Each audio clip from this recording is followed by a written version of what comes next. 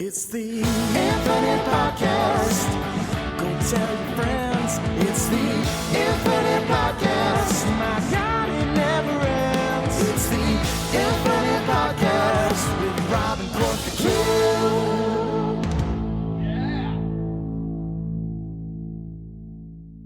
Hello, everybody, and welcome to another episode of the Project Infinite Podcast, the podcast covering the infinite and ever-expanding multiverse of fandom from movies, comics, TV shows, video games. We got you covered. I'm Rob. I'm here, as always, with Court. Court, it's time for a good old-fashioned review episode. Yep, we're finally talking about Daredevil seasons 1 through 3. I mean, maybe. In some form or fashion, in this episode, we might be. You'd love to see it. Yeah, but we're going to talk about the newest MCU show that, mercifully, we got all at once, so we don't have to pad for 5 weeks before we talk about the whole season. Echo. Echo has released on Disney Plus. I will say it was much anticipated because of the conceit that it's under the Marvel Spotlight banner. This kind of offshoot, I guess, of Marvel Studios. That's going to be more character focused, more mature, and more kind of not tied to the greater universe. And I think the show kind of succeeds in pretty much all that promise. I think it's definitely a drastic content step for the Marvel stuff. Definitely more mature, definitely more kind of down to earth for a bit, and then delves into some wackiness that we'll talk about, and then we're also going to touch upon What If, which came out across the Christmas holiday, right? Not all at once. It was just every day, right? Yeah, it was every day. One Each day was a new release. I didn't watch them one a day. I watched them all at once yesterday. Same. I watched everything everywhere all at once. So before we talk about, we'll talk about What If first. That'll be a bit more of a abridged kind of review. We'll just kind of bounce around episode to episode, kind of talk about what we liked, what didn't, etc. I've kind of a gimmick to throw at you for this that I didn't prep you for. Uh-oh. So that's exciting. But first, we do have 2 bits of news. First and foremost, we talked a whole lot about Tom Cruise last week, and his deal with Warner Brothers, and then they finagled us, and they're like, actually, he's still doing the Warner Brothers thing, but also he's gonna do Jerry Maguire too. It's gonna be a big deal. I can't wait. I wish he was doing that, but no. Say the news, and then I have something. Top Gun 3 is a go. Yeah, well, a going potentially. So that's pretty neat. No, I think it's something that I was nervous about, but I'm a big proponent of this. If you're gonna do a sequel to something, it needs to be the original people, and that I will always live with. It either needs to be the original people or the blessing from the original people. Those two things I'll always be fine with. I think we talked about how we didn't want a sequel for this movie. And a little piece of me loves the finality of Top Gun, but you want to talk stakes to add in. I think that's the perfect landscape to do that. I think this also, and this is something that me and you talked about, I think this is going to be a huge elevation for Glenn Powell, and I think I can feel the rising power of Glenn Powell. I mean, they threw this guy in a rom-com, like a throwback rom-com. He's on the way. He's on the way. Well, who said the movie star was dead? But I can really see this being a coming out party, elevating Glenn Powell to an A-list part of the movie. I think this is going to be him and Miles Teller just kind of navigating their relationship. I think it's going to be a more complex relationship. You're saying there's a lot of coded language being thrown around here. Who knows? Who knows? Oh, it's like my Thor 5 take that have Hercules and Thor in a relationship. Yeah. You won't, you cowards. No, they won't. They won't. But yeah, no, like I said, part of me didn't really want this sequel, but part of me is heck yeah, more Top Gun by Tom Cruise, by Joe Kosinski, by Christopher McQuarrie. That same team's there, then I'm in. I'm 100% in. Yeah, I mean, as we kind of talked about when Maverick came out, and then a few weeks, months after the fact, it became a running story with us, with wait a second, Top Gun Maverick's still making money? And it made money for such a prolonged period of time. It became this kind of unsung billion-dollar blockbuster blockbuster that nobody saw coming. And I felt like after all that happened, I felt like that this was the natural next step, was that they were going to do a third one, which does have me a little nervous. But much like you, I'm very much of the opinion that if everyone is back and everyone is in and they have an idea for it, great. The only exception to that rule is Denis Villeneuve doing Blade Runner 2049. That's the only one that was fine, that didn't need any blessing from anybody, because he was going to ball out anyway. Yeah, so like I said, if they think they have a story nailed down, and obviously you get Tom Cruise back to do it, the last one made $1 billion, so yeah. Not only did it make $1 billion, it was the quote-unquote movie that saved the movie theater experience. Mm-hmm. So I think this movie it's going to be highly touted. I don't know. It's something about the fact that, obviously Glenn Powell's in this new movie Hitman that we're going to see at some point, this movie with Richard Linklater. Miles Teller is Miles Teller. I have a feeling that they're going to try to do a remix on, Goose and Maverick, and try to modernize it with, not Goose and Maverick, Goose and Iceman. Even so, but with Maverick and Iceman for Hangman and Rooster. Yeah, it just does make me wonder a little bit, because I feel like Top Gun Maverick was this surprise, mm-hmm. and now this, like, whatever this third movie is will not have that element of surprise to it that Maverick had. So I'm a little interested to see how the critical paradigm shifts in light of that. What this might play as? It might play as the John Wick franchise, where they're so technically sound. Sure. Yeah, and, it's just so refined. And then, obviously, this is the importance of having Christopher McQuarrie there, and you see this in Mission Impossible. Narrative and emotional narrative-wise, he's super strong. And it's not just narrative, it's the narrative in action, I think, is where Christopher McQuarrie shines. So the team that they put together, I think Joe Kosinski is like a solid glue piece. Like, he understands how to direct action incredibly well, and he knows how to, like, it's kind of like having a star player on a sports team with a coach that's like, look, I know who you are. Like, I know you're better than everybody else. Yeah. I'm here to help you, and I'm here to fill in the gaps for you and get you talent around you. That's what I'm here for. And that's what Kosinski feels like. And Christopher McQuarrie feels like almost like a GM at this point. Like, let me try to bring in talent from around Hollywood to try to, round you out. There's probably going to be, I'm not going to be surprised if a A-list actor also tries to join this movie. I feel like this would be a good place for them too. But yeah, no, it's good stuff. At the end of the day, it's just, we get a sequel to one of my favorite movies over the last couple of years. I think it's a win. Both of us agree. And you can go back and listen to our review of just how kind of shocked and floored we were by just how good that movie was. Yeah. I think the John Wick point is a really, really good one by you, because we talked about in our John Wick review how it kind of shifted or kind of bucked this idea that things deteriorate over time, where, like, John Wick, it feels like from 1 to 2 to 3 to 4, it's still kind of crescendoing. Like, I mean, 4, I guess, if you want to say John Wick 4 is like that tipping point, right. And maybe now we hit that crescendo point, but before then it hadn't really happened. Right. Then, I would not be surprised if Top Gun is able to follow that, and this third movie is even better than Maverick, which would be kind of crazy. Yeah.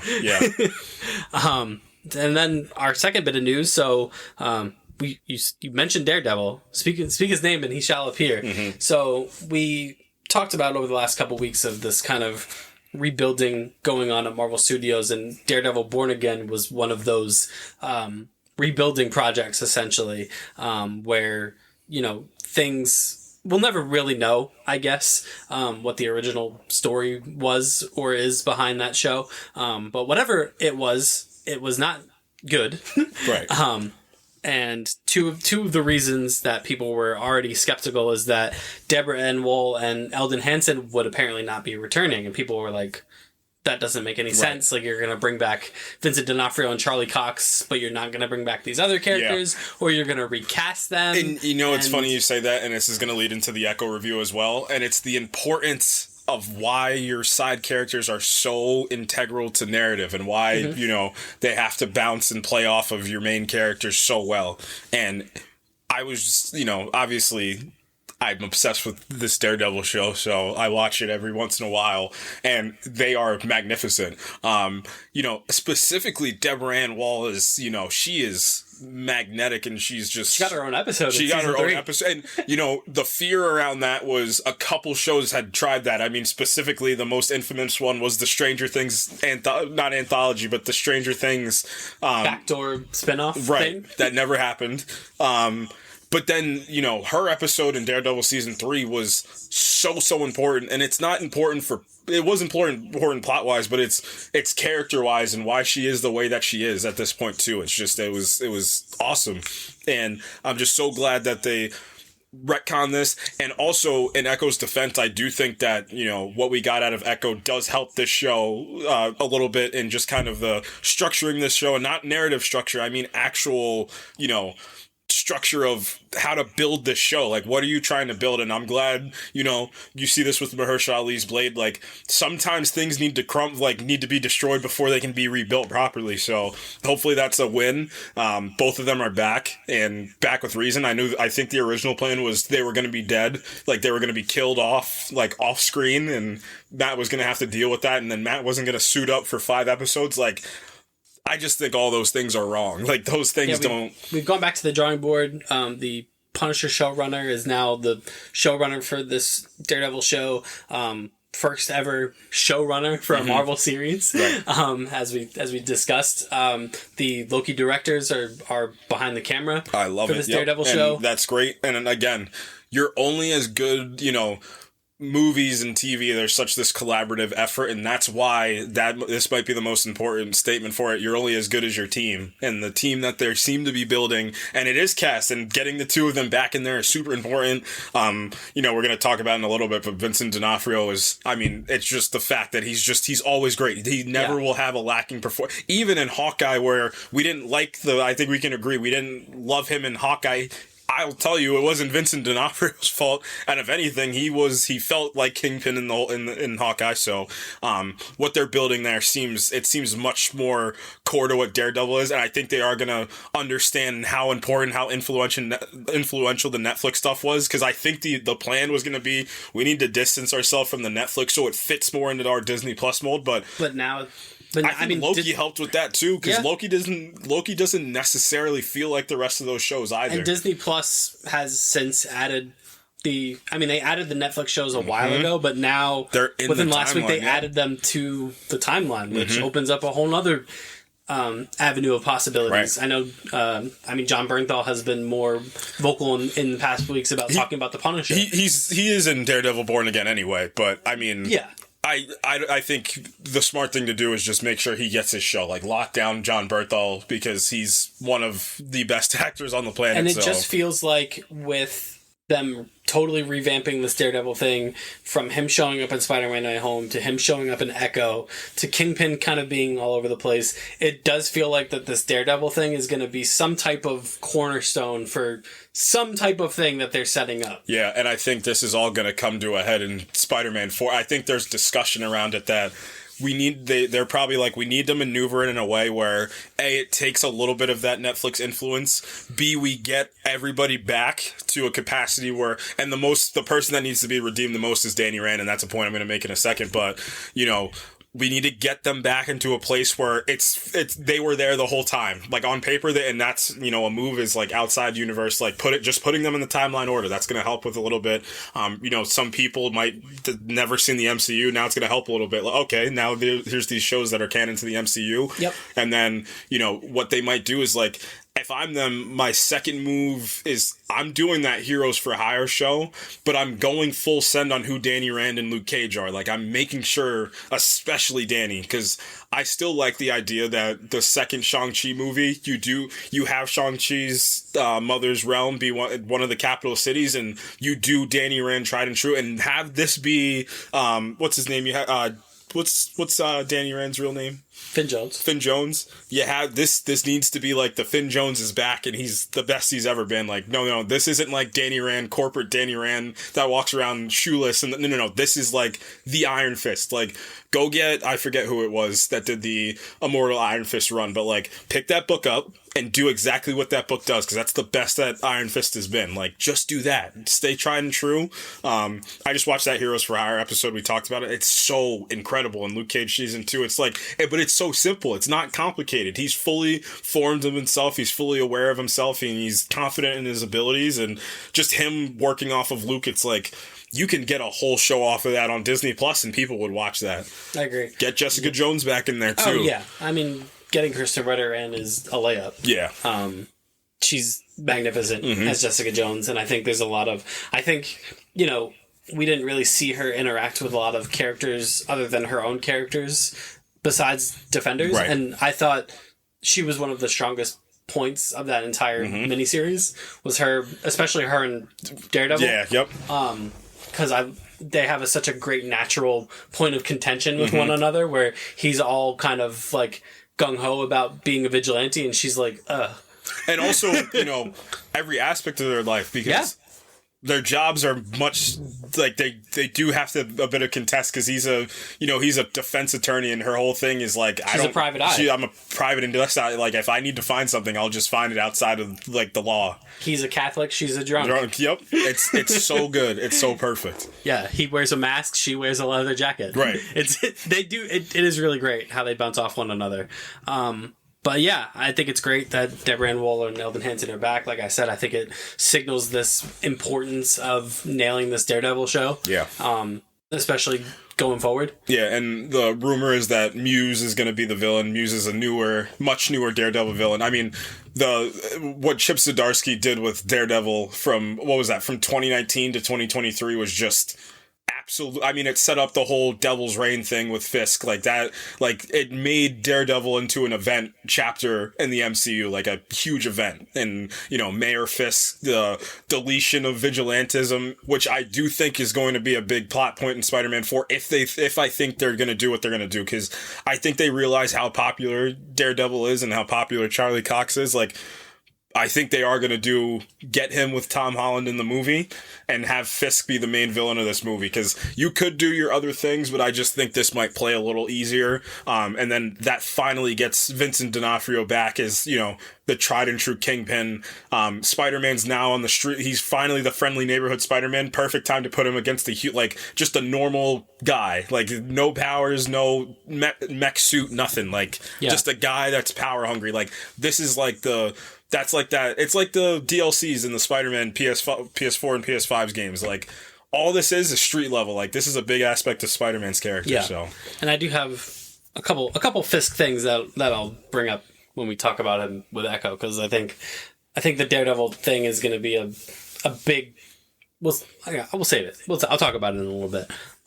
So short of that, we can jump right in. We can talk about What If. So season 2 of What If, obviously a follow-up to last season, which gave us... What did season 1 of What If give us? So gave us Captain Carter. Captain Carter. It gives you like what big things? Did it's season the 1 of What If give us? multiversal Avengers. That's like the big huge thing that kind of, you get T'Challa as Star-Lord, which I actually quite enjoyed that episode. What I still think is one of my favorite episodes of live action anything in the MCU is the Doctor Strange kind of Groundhog Day episode. I thought it's so good. You get Marvel Zombies, that's what she's going to play later, and then obviously you get Infinite Ultron, and then you get the infamous multiversal Avengers. Yeah.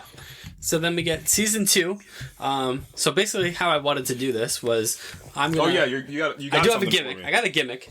So I was gonna say, I'm gonna give you the name of the episode, and then we're gonna pick one word to describe that episode. Ooh.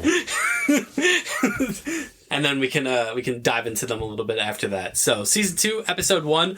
What if Nebula joined the Nova Corps? Poetic. Interesting. Surprisingly poetic that episode was. Yeah, I was gonna say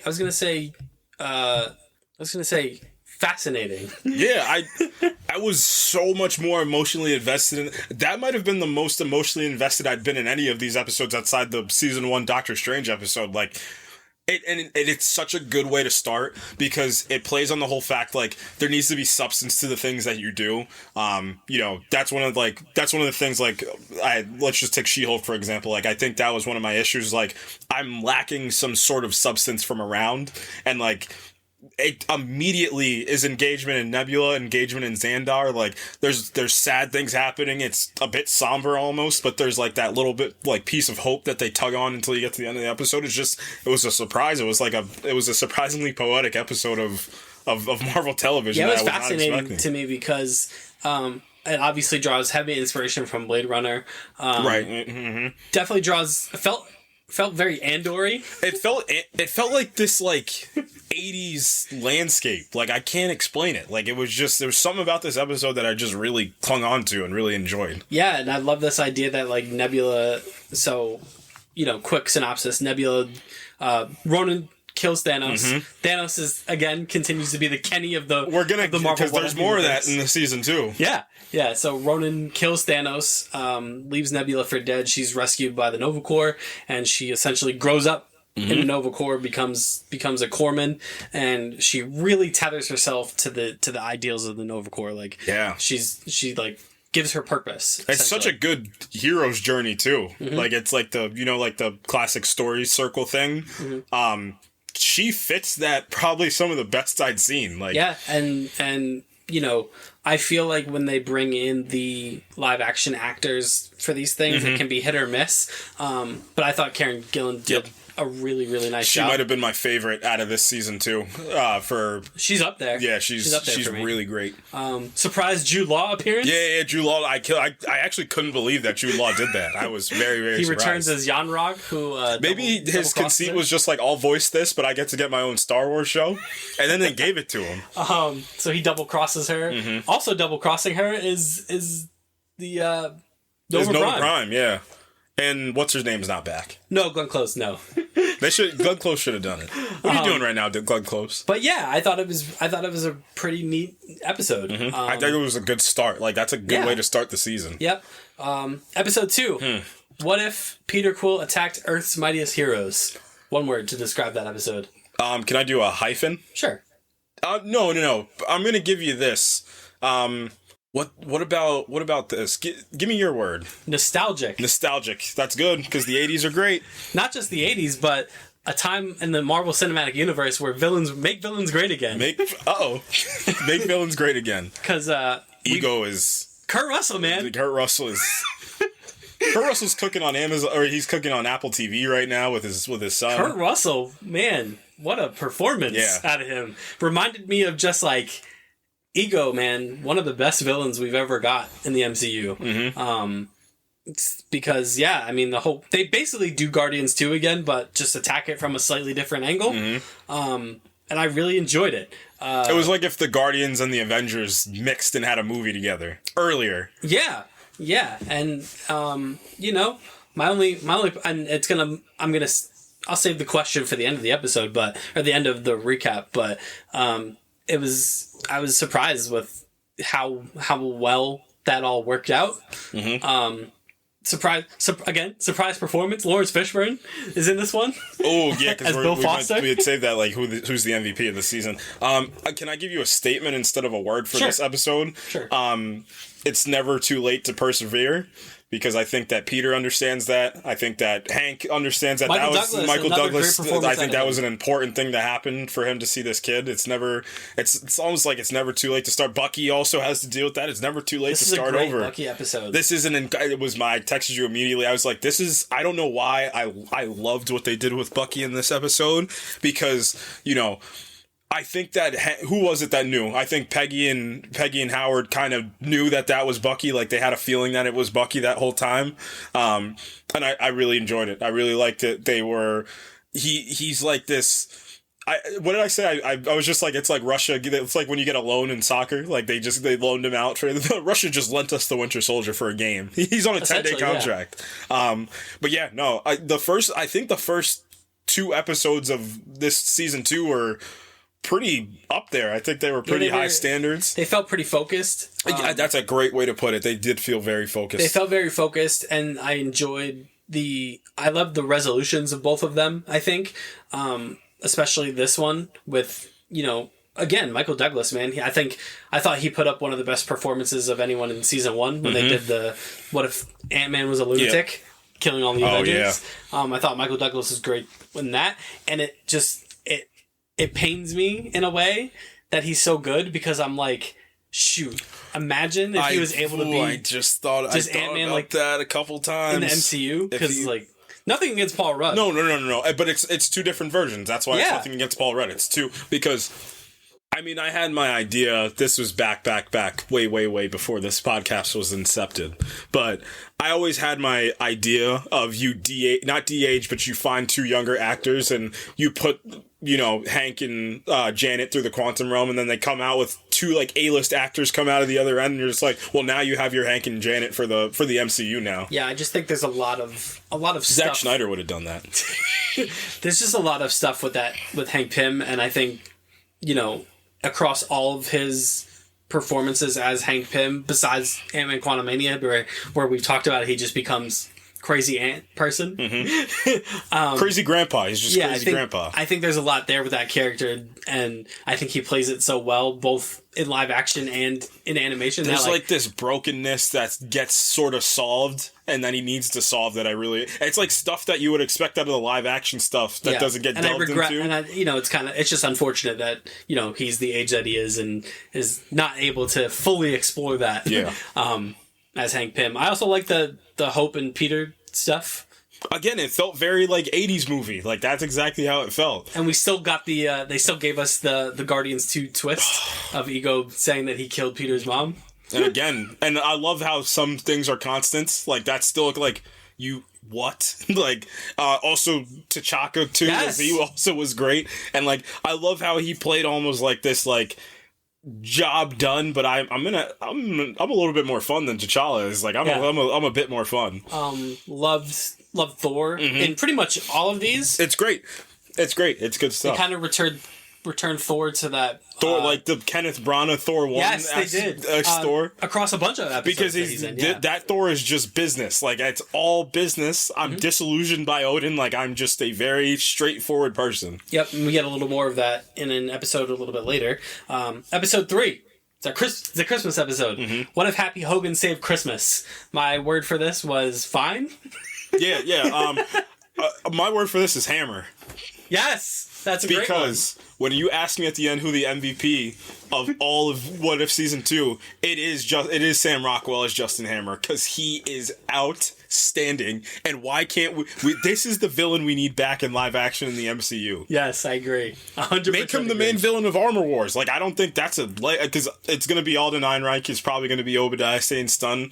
Have the two of them freaking team up and mess with I'm again, this was another one that, much like Ego reminded me of in the last one, this also reminded me, like, man, Justin Hammer was just, sometimes you just need a villain that's just fun to root against. I can't believe that we're saying this as if we weren't saying when these movies were coming out, what's wrong with the villains in the MCU? And now we're like, do we miss them? Well, the problem with Iron Man 2 is that Justin Hammer isn't the villain. He isn't the main villain. That is the biggest issue. It should have just been him. Yeah. Because sometimes, like, you need... Or it should have just been Mickey Rourke, but I don't know how that plays. You need a Weasley little guy in a suit that you just want to snap his little neck. But you can't get to him because he's so Weasley.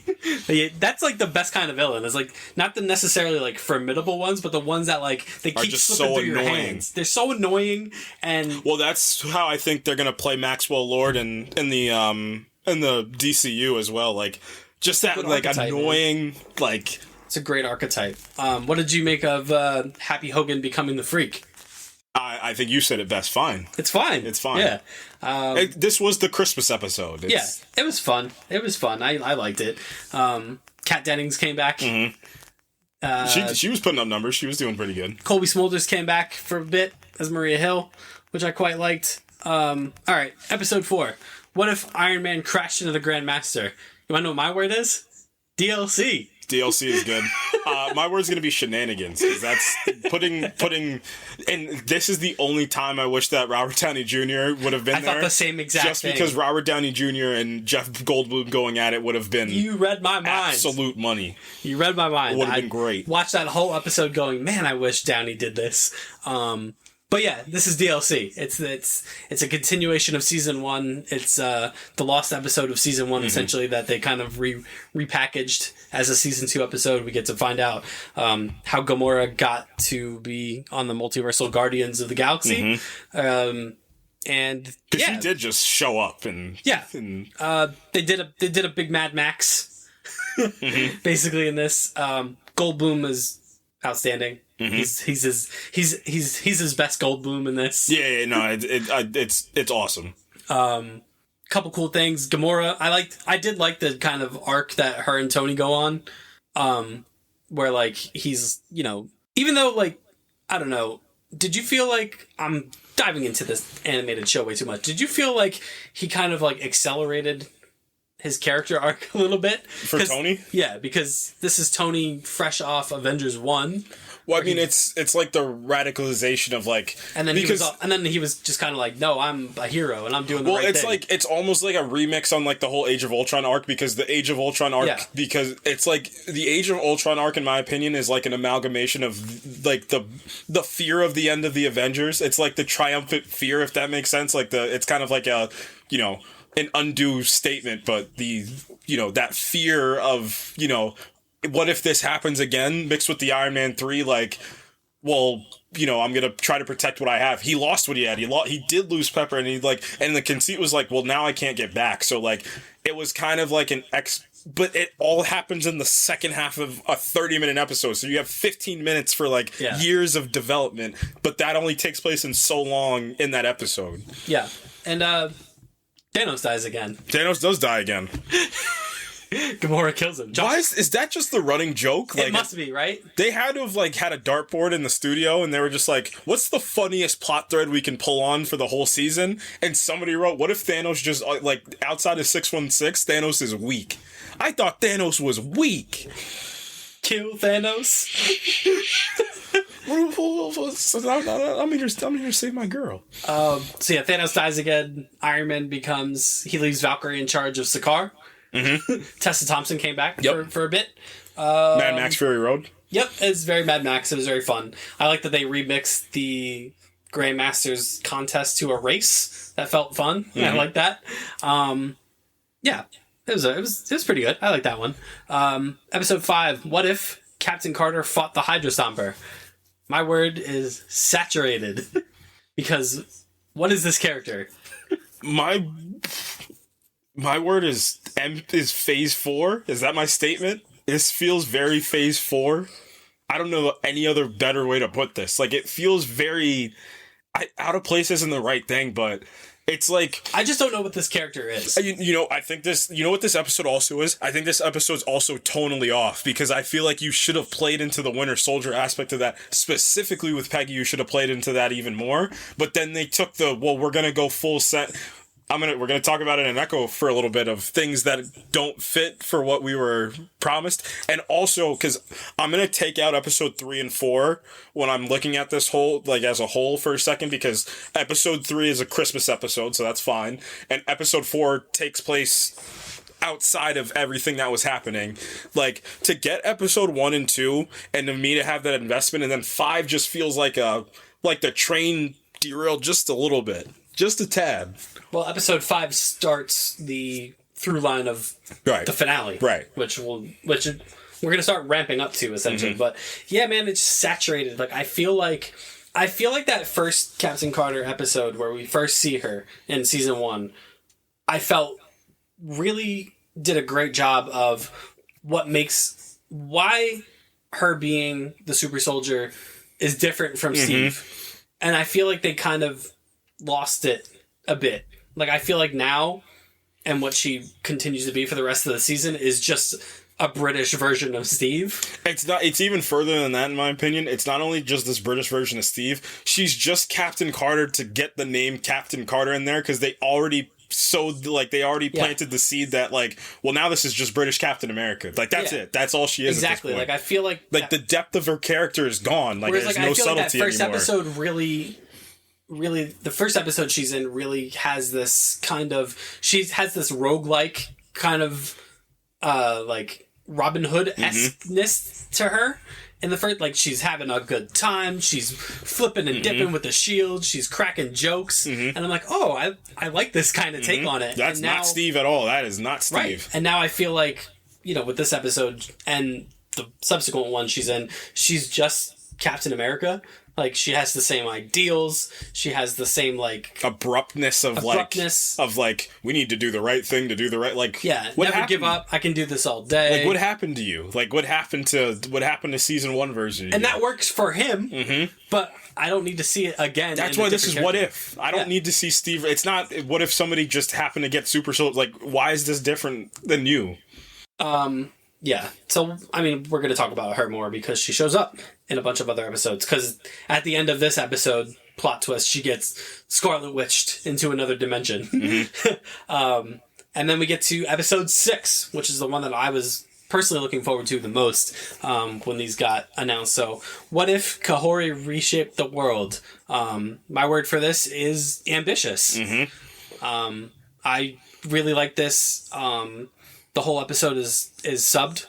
It's spoken in the Mohawk language and Spanish for the Inquisitors, and I really like this episode. Ambitious is actually an incredible word. How would I describe this episode? This is a tough one because this was the statement episode of you taking a totally swing. Original character. I'm gonna say modern, and I say this in the way that it's almost like the Harley Quinn thing, where Harley Quinn started in the Arkham series or in Batman the Animated Series, and somebody that I think is going to be in live action at some point. I do think that is going to happen. So modern, I think, is what I'm going to kind of take. And I like this. I didn't think about it until just now because we were talking about like, well, what do you do with this character? Because she's insanely powerful. If you haven't seen the episode, but the conceit behind that and how you could transition her to live action is this is what if. Maybe the live action version Kahori gets a different power set. Maybe she gets no powers. Maybe she's just kind of like street level and, she doesn't have powers. This is a what if version of Kahori she obviously, because if you bring her to live action, she can't be powered by the Tesseract because the Tesseract doesn't exist anymore. So, from that lens, I think you could absolutely adapt this character to live action. I would want to see this character adapted to live action. I think the backstory is really interesting. Yeah, I think in terms of lore that you have to incept, because that's what they had to do for something like this, I do think it plays very, very well. I love this idea of this Native American that literally fights off the invaders. And she has this opportunity to kind of go to this...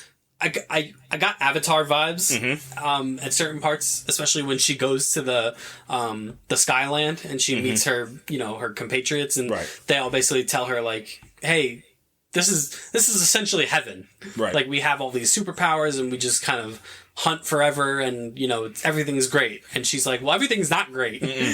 Back where our people are actually from. So like, it's an original character, but it's a tried old statement of like, what good is this power if we're not using it for the the greater good? Right. And she uses it for the greater good. I found that sequence with her when she stands up to the Inquisitors incredibly satisfying, because it's not hard to make the Spanish Inquisitors villains to where you want to root against them. Right. So that was really great. I really loved the galvanizing force of all of them coming out at the end and kind of like overrunning them and repelling them. And then Doctor Strange shows up. Right. And, I don't know how to put this in the best way. It's almost the same thing that I feel about Captain Carter, that the magic of that Strange is starting to slip just a tad bit. It slips. I don't know. I'm kind of on the fence about this one because I feel like you might feel more a little deeper about this than I do, because that's how much I really like this character, especially from season 1. But again, what they do with him in the finale of season 1, I didn't love either. So now I'm kind of at this point where it's like, again, I think What If is, and I'm going to get into it in episode 7 too, when we talk about Hela getting the 10 rings. Like, I feel like What If's getting to like this landscape of like, we need, like, what if everybody had the most powerful thing? And I'm like, episodes 1 and 2 understand, and Peter even does have one of the most powerful things, but that's not the point of those first 2 episodes. I think you need that investment into character. That's the more important thing about What If. That's why What If, the episode for the Doctor Strange episode in season 1, like, he does also obtain this insanely stupid, powerful, like, power set, but that's not why it's so good. It's so good because no matter how much power I have, I can't just save the one person in the entire multiverse that I want to save. And I honestly think this episode 6, does a great job of balancing that. Mm-hmm. Whereas, you know, again, spoiler alert, we see Kahori again in the finale, right, and I feel like she kind of just had all of the character stripped away from her, and she was just the mega powerful being in the season finale, where I was like, you know, I was just kind of bummed because I was like, it feels like this character regressed off screen, and I don't know why. So yeah, let's lead right into episode 7. What if Hela found the 10 rings? And my word for this was Thor? Question mark. Yeah. I didn't think we were going to be revisiting the plot of Thor 1.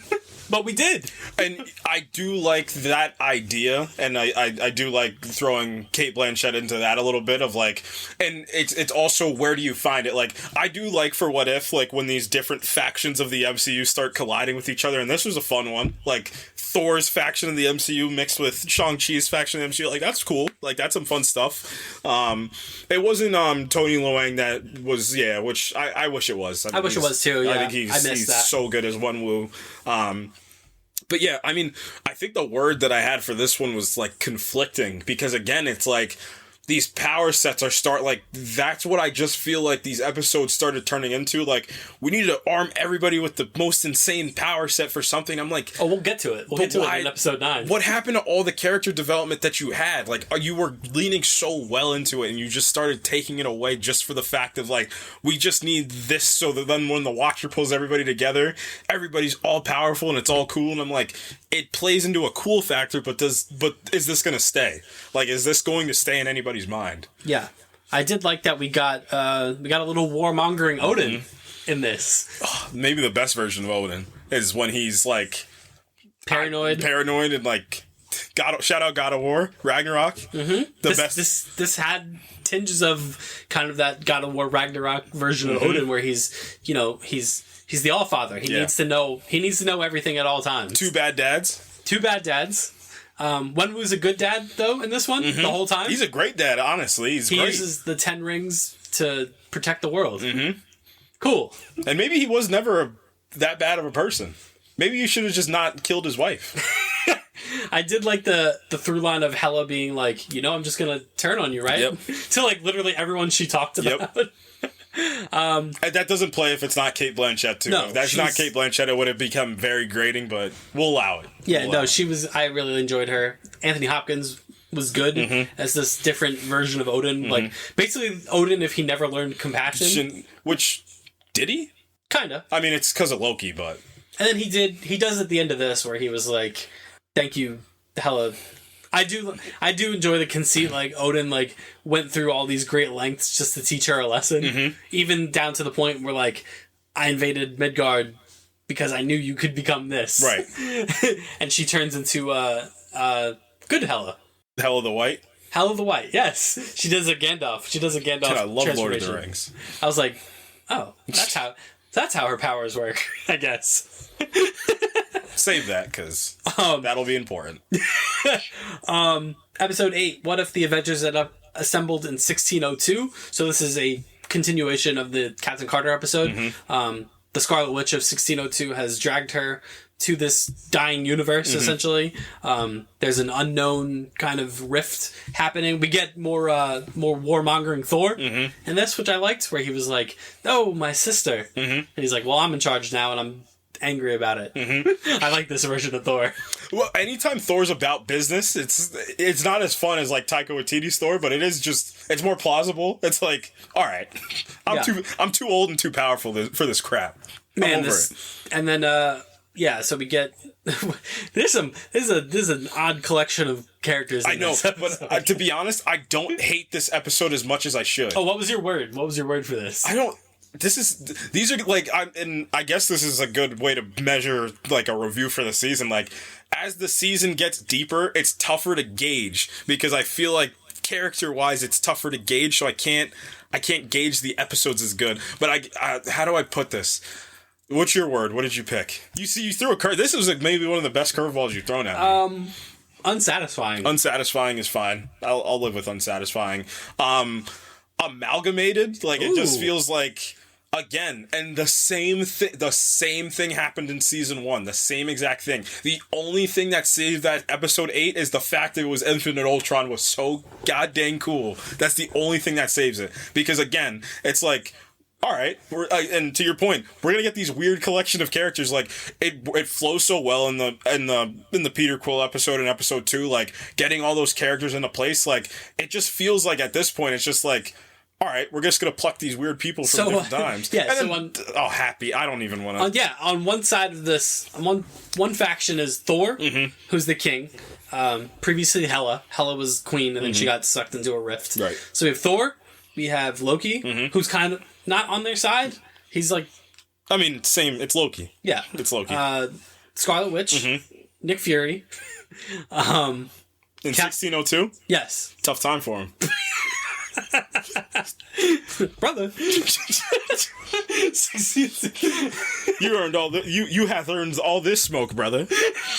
No Don Cheadle. We didn't get Don Cheadle in there. We should have. Oh yes, we should have found a way to get Don Cheadle. It's like Don Cheadle's like great grandfather. Great grandfather.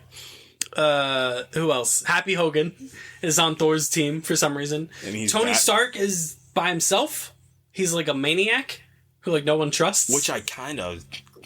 And again, if it was Robert Downey Jr., it plays even better. He's kind of like a crazy person, which makes sense. He's like a deranged. I mean, perfect. You're like an inventor, but you're crazy. I love it.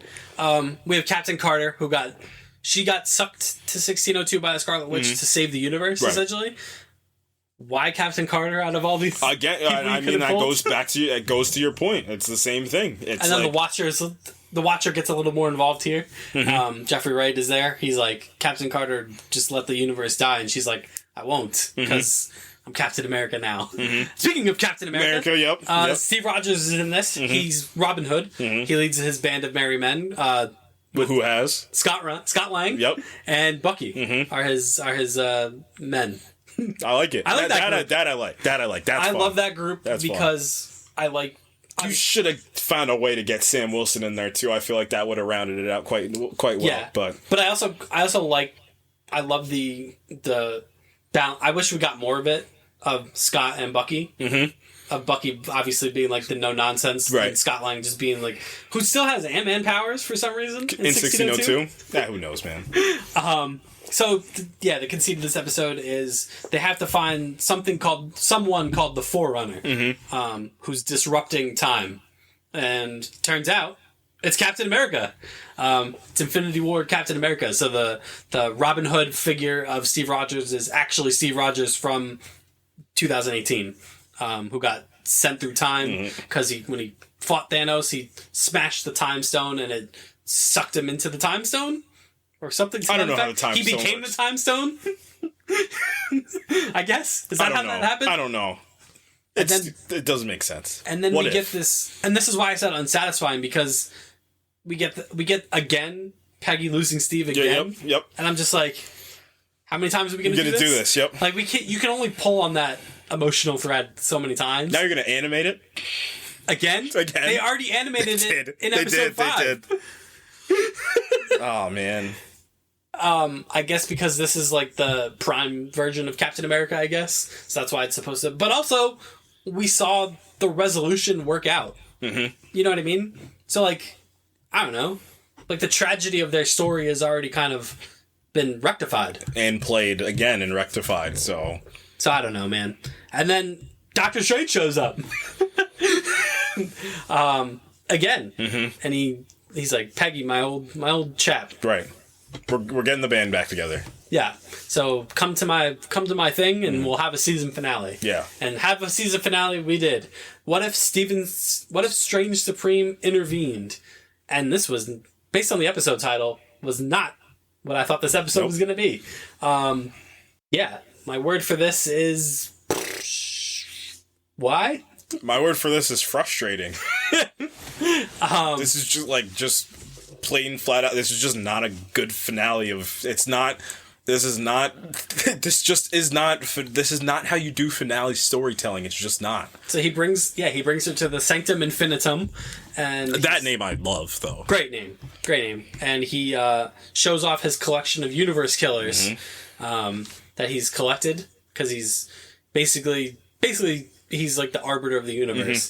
Mm-hmm. He's what if the Watcher, but had done something, essentially. Or at least that's how he presents himself to be. So he tells Captain Carter, hey, go to this point in time, and this time you got to get this person, the most dangerous universe killer that's out there. She escaped my sanctum. And you find out it's Kahori. Mm-hmm. For some reason. So she talks, they get back there, and then you find out Stephen Strange is not this all good, universe saving guy. He's collecting not just universe killers, but universe savers, and sacrificing them to the Forge, because he wants to rebuild his universe that was destroyed in season 1. I love it. That I like. Because it's freaking personal, but it just does not fit in this finale. It doesn't fit in this finale, and it just also... I don't know. It felt like it just... I mean, obviously it came out of nowhere. But I was just like, we couldn't have spent a little more time with him.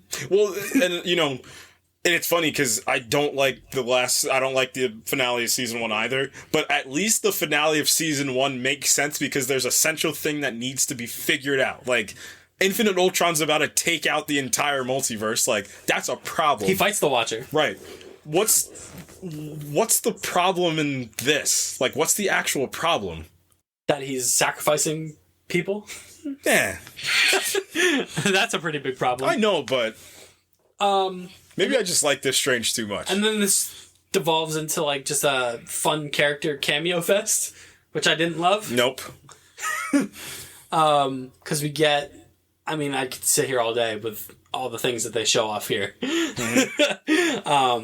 Hela. We get a little bit of Hela. He's back, yep. We get a more powerful version of Thor. We get Thanos again. And guess what? He gets snapped out of existence. He gets reverse snapped. I don't even know how that even worked. It didn't even make sense because then who showed up right after him? Killmonger. I don't know, man. And I don't know, man. Kahori sent him to the spirit dimension. And that just Also, you know what wasn't good writing? When Kahori reverse snaps Thanos and she's like, I don't even know how I did that. What? And I like this character, don't get me wrong. I think this character is great, but like I said, they just stripped all of her characterization. I gotta think that the person that wrote that episode, there's no shot that they wrote the finale, so there's no way. Because they stripped her of all of what made subtleties, her all of her...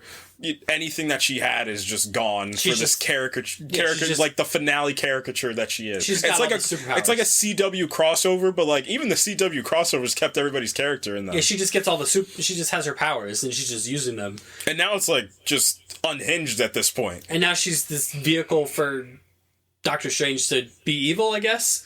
Again. So Peggy gets the Infinity Stones. She gets them in her armor, which I don't care. That's fine. At this point, it doesn't matter. It doesn't matter. You already made everybody the most powerful version. Doesn't matter. Oh, she's not done getting powerful. Nope. Hang on. So they fight Doctor Strange, Strange Supreme, and he's got all the bells and whistles. And they're having like this tug of war with everyone's lives, which I thought was kind of nuts. And then right before Hela is thrown into her portal, she throws her helmet to Peggy. Peggy puts the helmet on. Then Kahori is wielding Mjolnir with her Right. Space Stone powers. Right. And I'm just like, what is happening?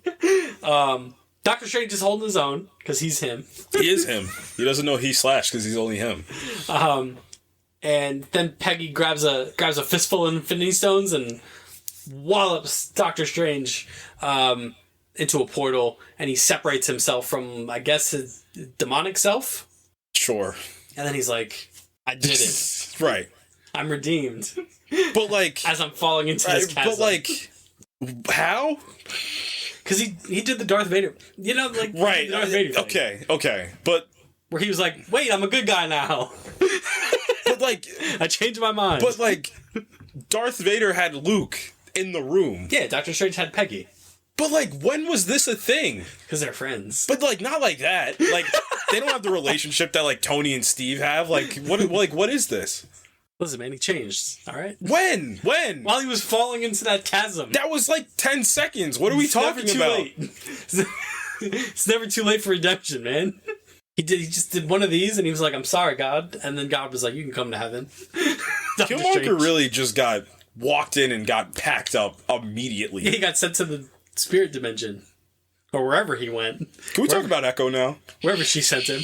Yeah, we can talk about Echo. God, but yeah, going back through that just like even made like, and I was like, and I was not feeling the same way when I went through these episodes, but like talking about it now, it just got me retroactively more mad. Strange's universe gets rebuilt without Doctor Strange. Mm-hmm. That was the conceit. He was able to rebuild his universe, but was not able to rebuild himself because him and Christine can never be together. Except in that one universe. Yeah, Multiverse of Madness. No. I mean, they end up on good terms. No, he dies. He dies. No. I'm talking about regular Strange and regular Christine. But he can't have her. But he's made peace with that. because other doctor had. Is her other husband a doctor? What does he do? I don't know. Maybe he runs like a Doctor Strange fan club. He's hanging out with Clea now. Oh yeah, he's got a new boo. Yeah. Yeah. Good on you. And then my question I was going to save for the end of this. Pick one of these things to bring to live action. Easily the 80s Avengers. Easily. I don't even think that's even a question. Like that, I don't think there's anything better than that. I would also take like an Andorian-esque version of Karen Gillan playing that live action Nebula. That I would also take. Maybe inject a little bit of the Marvels into that too. I'm gonna say good Hela. No, I'm kidding. I'm not saying that. Yeah, I was gonna say that. I'm gonna say Kahori. I want to see that character. Yeah. I didn't say that because I do think that's their plan. She's gonna be in live action at some point. Do the one from episode 6. Don't do the finale one. Don't do the one from the finale. Give me the one with the good backstory. Yeah. Yeah, get me the 80s Avengers. Have it be like a John Hughes-esque type of movie. Give me more Lawrence Fishburne. Yeah. Get Lawrence Fishburne in there. Speaking of Lawrence Fishburne, he's in The Witcher. Yeah. We forgot some news that Lawrence Fishburne's going to be in the news. They got me back on board. Can they just get Henry Cavill back? Nah, man. He's doing Warhammer. He's busy doing Warhammer. He's doing Warhammer and building PCs, man. Why do we hate Henry Cavill again? Like, what has he done to anybody? Nothing. Just be like a cool guy. We did get a teaser for season 3 of What If, a Red Guardian episode that we're gonna have with David Harbour. With David Harbour, yes. Sebastian Stan's back as Bucky. Mm-hmm. Lawrence Fishburne's back as Bill Foster, and Ranger Morales. Interesting. Mm-hmm. Y'all don't seem suspicious? I don't see suspicious. So we'll see. Give me one thing you want to see, because we did this last time. Season 3 of What If? Just give me anything that you want. What if Captain Carter What if the season ended well? The sun? No. What? Oh, I got one for you. I know exactly what you're about to say. You want to say it on 3? No, you don't. You don't know what I'm going to say. Go ahead. You want me to say my thing? Because you don't know what I'm going to say. Sure, go ahead. What if Scarlet Witch was the person that took over Loki's spot? Oh, and she was the one at the end of time. And then Pietro was just like, I'm going to sit here and let time pass. That's mine. I mean, I'm going to give you a simple one. What if the Eternals intervened? And then you pick one of the Eternals and you have one of the Eternals be very bad. Icarus. Nope. And I don't want it to be Icarus. You know who I want it to be? Gilgamesh. Nope. Dang. I think Makari would be a fun character to use as your person that's just like, I can in an instant end anything that I want. I think that would be kind of fun. It doesn't need to be her, but I just think an Eternals-led episode would make a lot of sense. Get some of them to come back. I think some of them, like, I feel like Brian Tyree Henry would come back. Sure. Maybe Richard Madden would. Like, I think that would be a fun one. I also want to dive into the Moon Knight stuff. So I would love if I saw this on the internet, and this one really got me hyped. Somebody said, "What if Killmonger turned into the Moon Knight?" Now that would be a fun one, because he would do whatever. It's crazy because Killmonger's will is so powerful that he would find a way to overpower Khonshu, which doesn't even begin to make sense. But just based off the Iron Man episode, this your king? Is this your moon god? He goes right to the council. Is this your moon god? He'd find a way. He would find a way. But that I saw on the internet, that's a fun one. What if Killmonger turned into Moon Knight? That would be cool. Like I said, what if that's an easy one. What if the Eternals intervened? Like, and maybe they wouldn't have had to. They wouldn't have had to. Thanos would have just got packed up. Like Icarus would have just killed Thanos, because that's. I can't wait to see what they do with season 3, because it just keeps happening, and it's just going to keep happening. What if Thanos fought back? Fight back, Thanos. Fight back. Now he's mollywopping me. He said he's using my own weapon against me. Now he's mollywopping me. Go watch TMNT. The new Teenage Mutant Ninja Turtles Mutant Mayhem is That's so... what Thanos said when Kahori snapped him out of existence. Now he's mollywopping me. Peggy's using my own weapons against me. Now she's mollywopping me. The Eternals one is good. I'm trying to think of another one with a section of the MCU we haven't touched yet. Obviously the Sony stuff is tougher because you can't really do a Spider-Man. Maybe you're able to do a Netflix one too. So maybe you do one. A fun one would be what if Daredevil got the powers of the Iron Fist? That would be a fun one. How'd you get that? What if the Punisher had Luke Cage's powers? Woof. Woof. Woof. Woof. Woof. Woof. Russo! Uh-oh. Not a bulletproof Punisher. That would be insane. That would be nuts. Remember the comics? They gave him the War Machine armor? Whose idea was that? Yeah, that was a whole... Guys, you gotta do better, Senator. You guys need to do politics better. One day we're gonna re-talk about Falcon and the Winter Soldier. Let's, What a finale. Let's talk about Echo. Yeah. So this was 5 episodes. Echo. Say that again? So, Alakwa Cox is back as Maya Lopez, who we last saw in Hawkeye. And if you didn't see her in Hawkeye, that's a great thing that episode 1 is around. Because it's a video game-esque recap of everything that happened. And it's not just like a snapshot. It literally just is Hawkeye. Just from it's like the camera tilted just a little bit, and that's how Echo is for the first 25 minutes. Actually, the first couple minutes. Oh, right. Okay. I'm gonna talk about this because I watched this first. Holy moly! So I was off the first day that Echo comes out. I was ready because I told myself I'm going to watch the first episode, then I'm going to watch Percy Jackson. And at the end of this, when you ask me what I've been doing, spoiler alert, I'm going to talk about Percy Jackson, the show, for a little bit, because they are doing some good stuff with that show, in my opinion. But the episode starts, right? And I was like, huh? I'm ready for this grounded. Yeah, right. Exactly. I was just like, all right. Grounded street level. Yeah, grounded street level. Mature TV MA Wilson fist punching people in the street because they didn't give Maya ice cream, and I'm ready for that. Also doesn't happen until episode 4, which is something. But so episode 1 starts and lore happens, and I was like, huh? What? It was to the point where I was like, I clicked on my screen and it said Echo episode 1. I was like, okay. So there's these people in a cave, and these people have wooden skin. They're definitely not human. They are human. They have to be. I guess, but they came from the Earth. The Earth people. This is just Avatar. Sure. So the main one drinks water from the Earth and is able to hold up the colony that they're in. Yes. And that, spoiler alert, that person is Maya's ancestor. Yes. And this is it was like a 4 to 5 minute sequence. And then they come out from the earth and like the whatever was the like shell comes off of them. Right.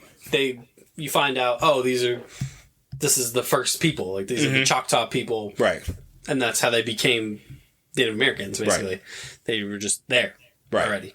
I think it was good stuff. It was just wild. I was just very caught off guard, because even like the showrunners were like, you guys aren't ready for this grounded world, and I was like, sure, cool. And then the opening happened. I'm like, huh?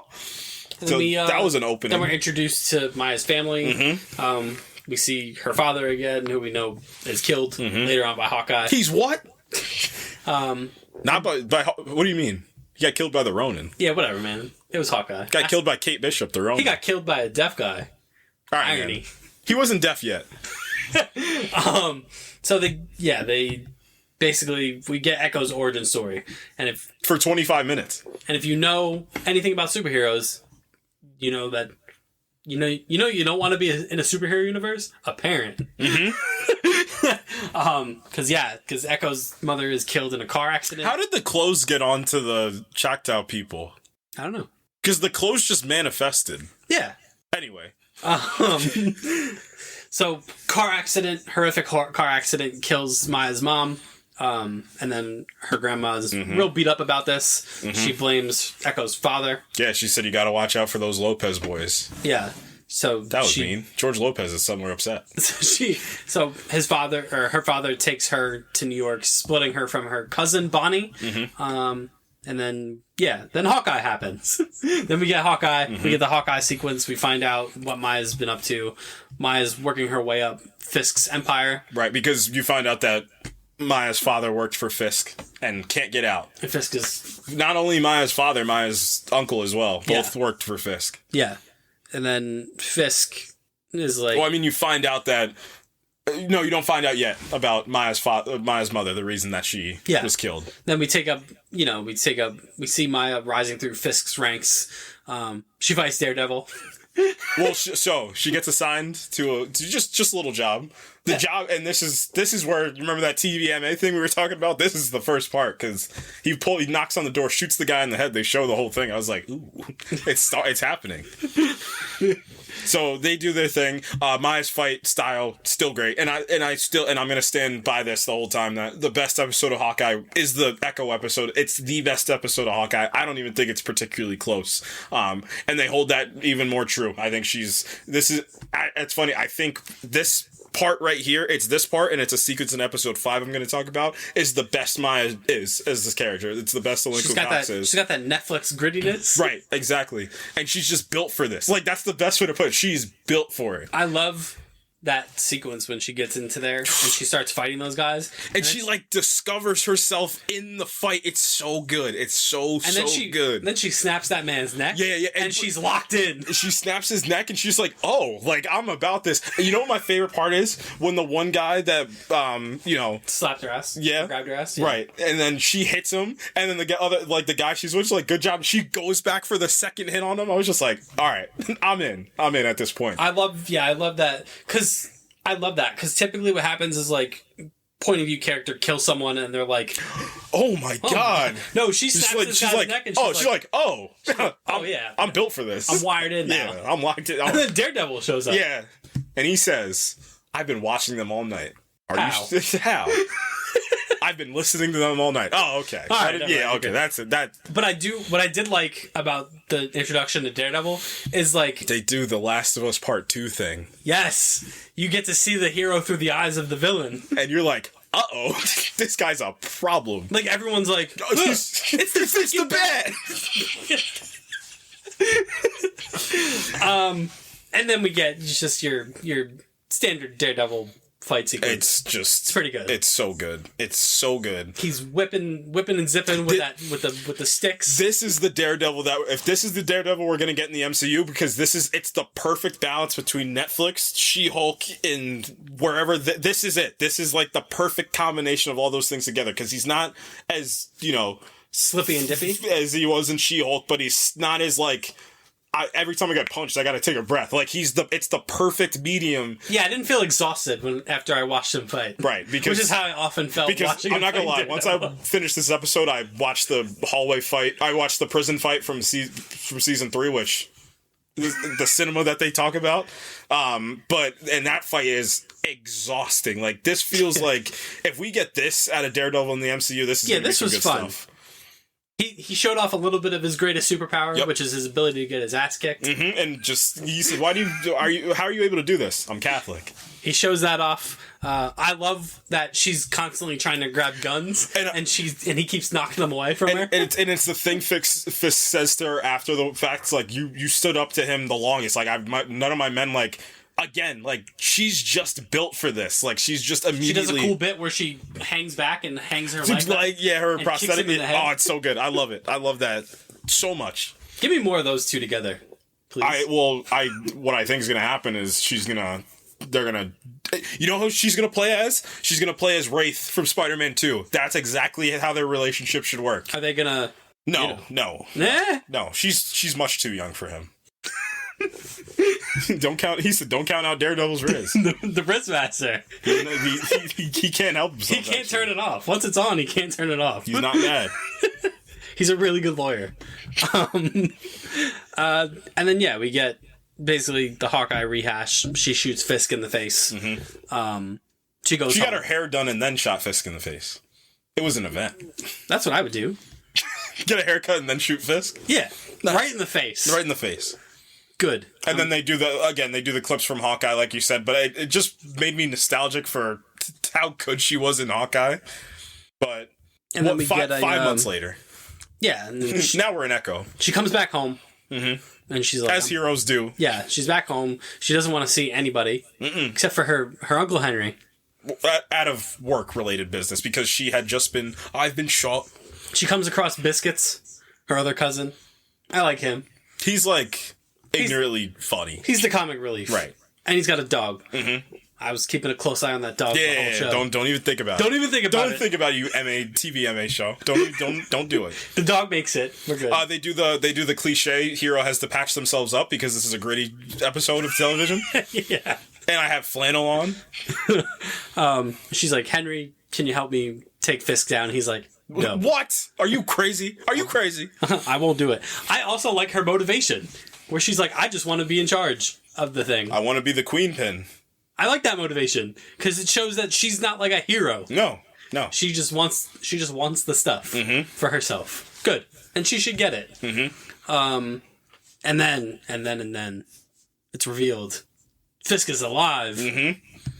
He's got an eye patch. How do you survive that? They should have gave him the same eye patch that Nick Fury had. That would have been funny. Some might say I'm the reverse. Nope. Nick Fury. He's everything that Nick Fury's not. Anyway, episode 2. Episode 2, this is where the CGI gets wonky. Because we do another flashback? No, we do a train sequence that's not great. We also do another flashback. We do another flashback.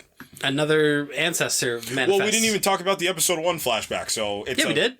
No. They do another one. The other one, yeah. Well, that's the point. That because it was some, I don't know what sport they were playing.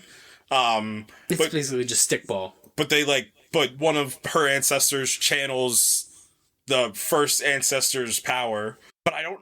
Okay, to become Barry Sanders. I did it. I broke him.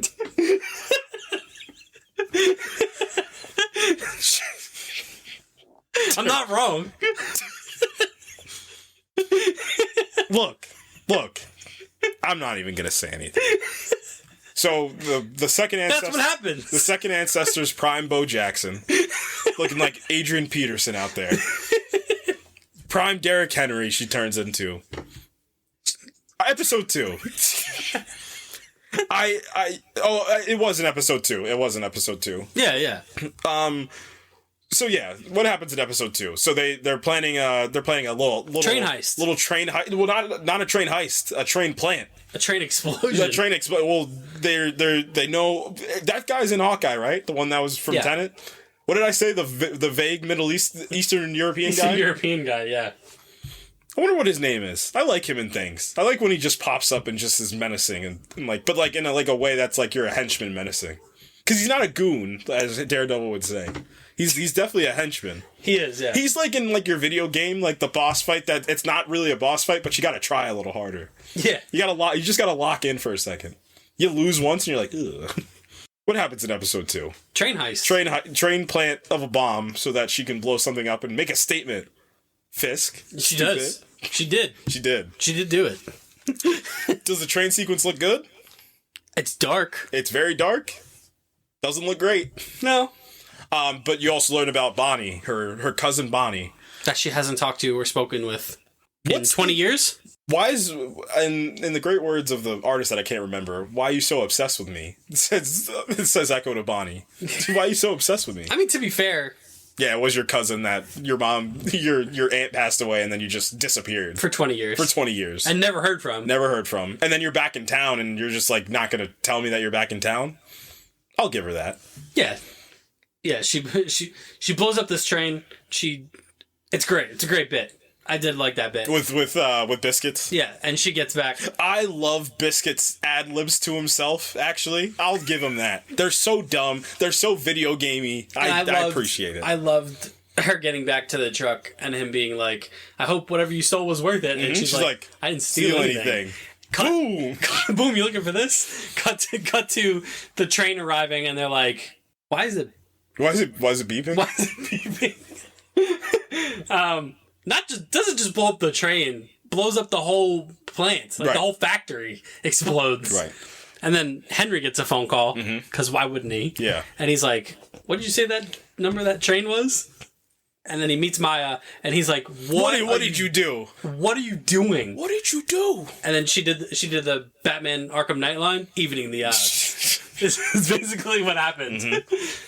Because she's very snippy. Who, Echo? Yeah. Yeah. Which I enjoy. Yeah. Because he's like, Fisk's going to come at you with an army, and she's going to be like, well, that's awful tough. It's going to be awful tough for him to do with no guns. Right. Because I just exploded them all. You get a little bit more with, obviously, like I said, you get a little bit more with Bonnie. You get a little bit more because she learns that, one, she's alive, one, she's back in town. I want to see her. I want to just make sure my cousin's okay. That's everything you're going to get out of that relationship all season. Unfortunately. Because I really like the actress that played Bonnie. She's also the voice actress for Kahori. Oh, that's right. Episode 3 probably has my favorite flashback. I don't know why I like this one specifically. The silent movie thing? Yeah, where you get the gun. You know what this is? This is like This is like Jedi Fallen Order, like when you need to learn your powers. Yeah. This is exactly what it is, because she gets a gunslinger perk from this ancestor. Yeah. She turns into Bullseye. Yeah. Because that's a power set. Because what is it? You get like super strength. You get the ability to turn into Barry Sanders, and then you get Bullseye. Yeah. Because her hands glow. Because the ancestors. Yeah. I still don't understand how this whole thing works. Me neither. But it's fine. And then we get Maya's grandmother. No, her grandparents. Grandparents, yes. And they might have my favorite relationship in the whole show. Funny enough. Yeah. It's also the actor. This actor was also in Maya's grandfather. Also was in The Last of Us. He just plays like this like snarky old man. Who's just like kind of over it. Yeah, he's just over it, and he's just a jokester. Like he's just all about like just funny one-liners. It's great. You made him soup? He said, what's the best plan to go west? Go east. Ooh. I love this little laugh that he does. He does it in this too. And he's like, why don't you talk to your granddaughter? And she's like, no. No. I shan't. I don't want to. And then he says the same thing to Maya. He's like, why don't you talk to your grandmother? And she's like, no. No. He's like, well, my job is done. Yeah. Here. I've done it. He builds her a new leg. Mm-hmm. Which I thought was going to be like a bigger moment. Deal? But no. No, not really. But then we get Maya meets Bonnie again. But big middle of the season action piece set sequence put together. Oh, you want to talk about guys that just way in over their skis Oh, here. I don't know why. This might be my favorite episode of the season. I like this episode a lot. And it's because of how, like, this episode might be the most comic booky one, but it's all from, like, a middle management perspective of being that. Because, like you said, everybody's in over their head. Nobody knows what they're doing. Echo's like the only one that has like a definitive plan. The rogue Eastern European comes in and is just like, you get your money when I want you to get your money. Well, don't forget and the skating rink employee. I love it. He actually might be my favorite character in the whole show. And the two girls he was with. They're great. Just the definition of like small town white trash, like think they're criminals. Mm-hmm. And they find out quickly that they are not built for this criminal life. And then they do more of the TVMA. And I was watching that sequence unfold, and he kept asking about the money. Mm-hmm. And I'm like... I love how it just, like... Yeah. It's like a good point of view, almost. Like, it's like... Is that the most realistic thing about this show? Because, like, I feel like in every form of medium, it's like, you'll get your money, you know, you're gonna get your money, or you either get killed, sometimes you get your money. But then this one's like, hey, just the money, and, like, everybody just walks by him and doesn't acknowledge him. Until they do acknowledge him. Because I kept thinking to myself, I'm like, man, he's about probably one more time asking for his money before he gets shot in the face. And guess what? Boom! It does happen. TVMA. Yeah, he gets shot to bits. And then, lots of biscuits. and then it looks like Maya and Bonnie do the Batman and Commissioner Gordon thing from the Batman, where she's like, I'm gonna punch it now really hard. Yeah, he said, you know, you should punch me. I love Jeffrey Wright more than I love Air. I love that guy. So she wallops Bonnie. She basically springs herself off this. Cue a Punisher-esque sequence here, which I loved. She busts through the door, through the wall. Yeah. Make America skate again. The heavy metal starts going. She definitely wasn't using her powers in the sequence, right?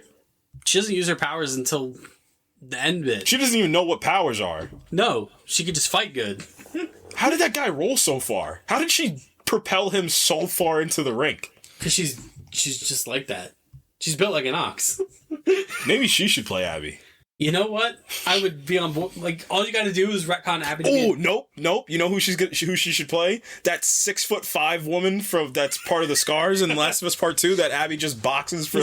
You know what? I hate that fight because that fight lasts so long, and I'm punching her 100 times and she won't fall. We're going to talk about The Last of Us Part 2 in a little bit soon. Next week, probably. Beside the point. Skating rink fight. I love they do that little old boy homage where the camera tilts. Yeah. And the camera keeps tilting and she's like fighting along the whole, that was good stuff. Aliko Cox, like, you could tell she really put in a lot of work to be, you know, to make all this hand-to-hand stuff feel real and feel realistic. I would love her in a John Wick movie, too. I think she would be incredible in a John Wick movie. Also, to, you know, shout out Marvel, first of all. She is a legit deaf, amputee that, you know, plays this character, which I think is awesome. Also, Echo's her first acting role. Yep. Which is crazy. I think she's tremendous. No, she's great. She's really good. Because obviously, and we talked about this when we talked about the Last of Us TV show, being a deaf actor, you really have to nail the mannerisms. Yep. And she sells so much with her expressions. Like, it can't be understated enough how good she is in mostly every scene she's in. Yep. She's able to sell so much with just her. When we get to the end of episode 3, when she is confronted by Fisk at the end of episode 3, like, her eyes, the way she sells that moment of when he shows up is phenomenal. It's like seeing a ghost. Yeah, it is. Henry basically is like, well, I guess we're in this together now, aren't we? Because now it's either you win or I'm dead, so... And yeah, she returns home and there's Fisk waiting for her. What's up, stepdad? Maya. When I was a boy. Oh, no. Oh, that's important, though. It is. Because did that whole thing canonize the Netflix to the MCU? Was it that? That actually might have been it. Yeah, because it was episode 1 when they like first meet, and he's like, "My father also died." I'm like, Wait a minute. Whoa. Hey, hold on. You're Boss. oversimplifying. Yeah. That's an oversimplification. He gives her. I love this. I love the little character things with Fisk. Like, he gives her this augmented reality contact lens so that it's easier for him to communicate with her because he just can't be bothered to learn sign language. Yeah, why would I learn sign language? For my niece. But I'll learn Chinese to communicate with the... Madame Gao? Madame Gao. Because drugs. Because drugs are more important than my niece. Anyway, back at the ranch. So he does his Fisk. He Fisks about. Yeah, I mean, Vincent D'Onofrio. We can't say enough about Vincent D'Onofrio. He's just... I brought wine. And you can kill me if you want, but thought we'd have Sunday dinner like we used to. And she's like, it's Thursday. Which I liked. I like that bit. I like that she dumps the wine down the drain also. Because smart. You don't know. Yeah, you don't know. The knife drops on the floor, and again, you're going to probably make a point about another TV villain that took the world by storm. He's got the Homelander thing, man, where every scene he's in is... You don't know what's going to happen. And it's crazy because he's not, obviously he's physically demanding, but you know what it did it when Daredevil, it was when he killed one of the Russians in Daredevil and he just absolutely snaps and demolishes his head in the car. Like, we get that in this episode. Yeah, we do. A similar sequence. Yep. And again, it's the same thing of like, oof, like I don't know when he's about to snap, and he has proper reason to snap and do whatever he wants. She shot him in the head. But at the end of the day, like, let's talk about that poor ice cream vendor for a second. Oh man. No. What do you mean poor ice cream vendor? That's a horrible human being. Yeah, I'm actually on Fisk's side. Yeah, I didn't feel bad for him. You yelled at a deaf amputee little girl because she wanted ice cream and she was trying to tell you she wants ice cream? Man, Fisk freaking... Now he's molly-whopping me. Says the ice cream vendor. And he got molly-whopped. Yeah, he did get molly-whopped. He got mollied and then he got whopped. That was crazy. Fisk just pummeled this poor man. Not even a poor man. He deserved it. Yeah, that's what I'm trying to say. He definitely deserved it. This might have the most confusing backstory of the episode so far. Not really, but... The one where she has, like, a seizure? Well, I mean, okay, so the big piece of this episode is, obviously, you know what this episode plays as? This plays a lot like episode 5 of Falcon and the Winter Soldier, because you have the opening sequence be this insane... It's some of my favorite bits from the whole MCU is the John Walker versus Bucky and Sam fight, and then the rest of the episode is trying to do the emotional setup to get you into the finale, and, like... Hey, we gotta get you your suit too. Like we gotta get you your suit, but to be fair, I really did like the scene with Echo and her grandmother. That's what I was getting at. Is like I think this is a more refined version of it, and like obviously we knew this was gonna happen, and I mean I think it was pretty easy to gauge that Maya's grandmother also was in this lineage of women in her family that that had this power. Yeah, and I love the song that plays, Prayers Down by the River. It's a really beautiful sequence. Yep. And again, Alakwa Cox just crushes that scene. No, they're both incredible. Really good. They're both really, really good. And she sells that, like that the anger and the confusion of a young girl who didn't understand why her family seemingly wanted nothing to do with her anymore. And, that classic broken family dynamic of her telling her grandmother, like, well, my father told me you guys didn't want anything to do with me. And her grandmother's like, no, it was just, your father was just wrapped up in bad people. Yeah. And then my daughter died. Yeah. So I was like... And I was angry. Right. And I was angry. And, I love characters like that. I just like when characters are hurt. I love the way they build her grandmother's character because sometimes I like the frustration. Like, that's such a human thing to do. Like, I love when characters do the human thing versus the thing that's logical. I was angry. And I couldn't look at you anymore because you reminded me so much of my daughter. And like, that all makes sense.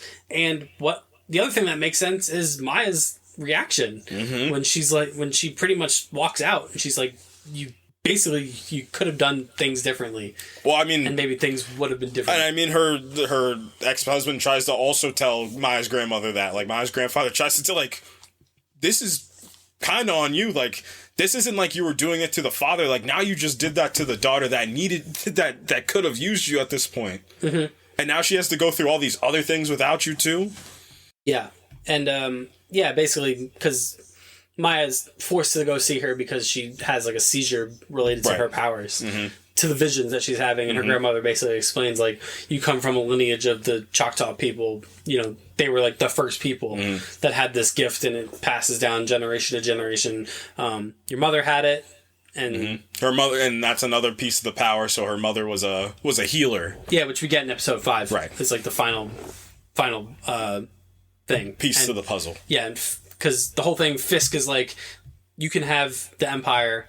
Just come home. Right, yeah. It gives her the ultimatum. And she shows up at the hotel room just ready for that action. Mm-hmm. Like, she's gonna...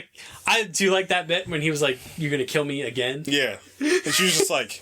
Yes? Yeah. And he's like, whoop! Yeah, hold on. Hold on, before you do that. Because you do stand on business. When I was a boy. No! No, Fritz. Episode 5 opens with... you learn about Maya's mother. You learn about her power set, which, like I said, she's a healer. That's the... And like I said, that's like the final piece. We also do find out at the episode 4 that, like, Fisk was furious that she... didn't accept his offer. Yeah. Like, he genuinely, like, expected her to come. Yeah. And they're like, we were tailing her and we lost her. Like, she's not coming. And he does the classic Wilson Fisk just... You embarrassed me in front of Vanessa. You embarrassed me. Also, which we overlooked in one of the flashbacks, he had that interpreter murdered. Didn't he have both or just the first one? I think just the first one. But it was hilarious because she's in the... And again, more TVMAs. She's just in the room. She's like, I promise not to tell anybody. I was like, oh, crap. Like, that sucks. Just shoots her off screen, wraps her up, packs her up. And he knows that Maya can't hear that happen. And he's just like, But yeah, he did kill his dad that time.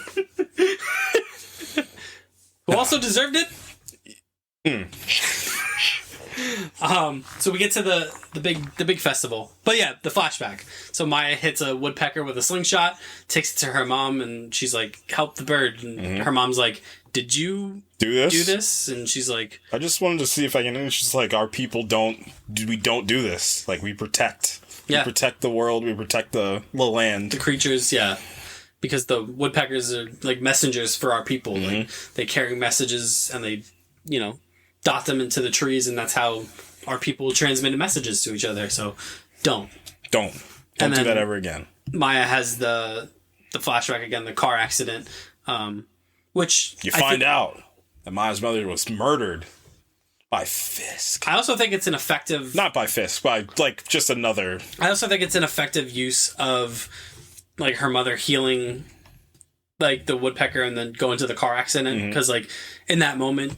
It makes you realize, like, Maya probably wished that, or hoped that she'd be able to heal her mom, like, in that instant, like, at the car accident. So I thought that was a pretty, powerful moment. Yeah, I mean, I actually do think this finale is not as bad as I thought it was going to be. I had my doubts and my nervousness going into it, but I mean, the big things you get out of this, you get Fisk, classic again, another cliche supervillain goes to a character's, one of the side characters that the main character loves, and just like, ooh, I might see you later. And they just calm their spirits for a little bit. And he bumps into her grandmother. Yeah. And she's like, are you here for the parade? And he's like... Yeah, I'm just in town.